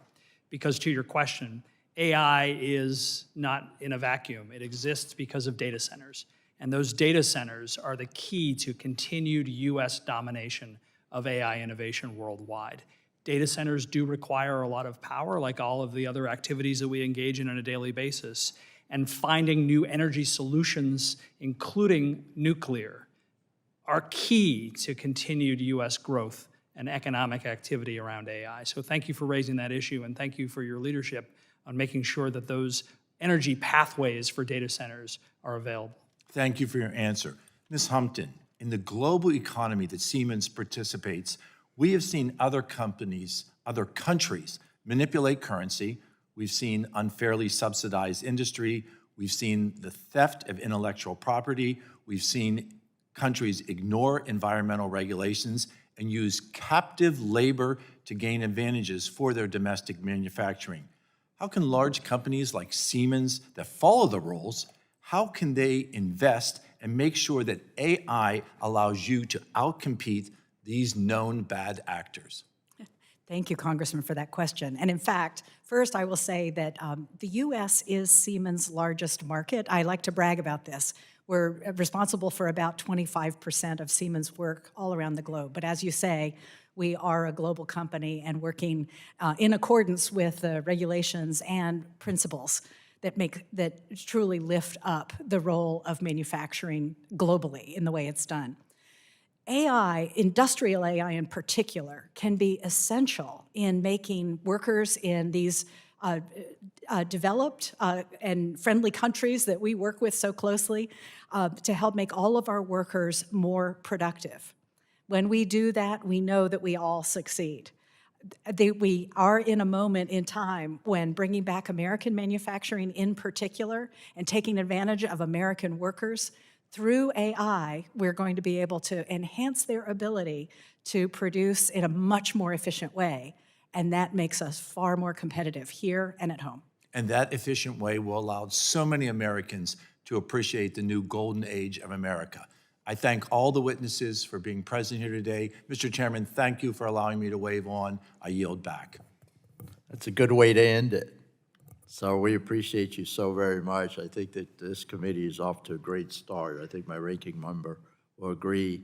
And I want to thank the witnesses. Did an outstanding job, very informative. So we'll continue this discussion. I ask unanimous consent that the documents on the staff document list be submitted for the record without objection. So ordered.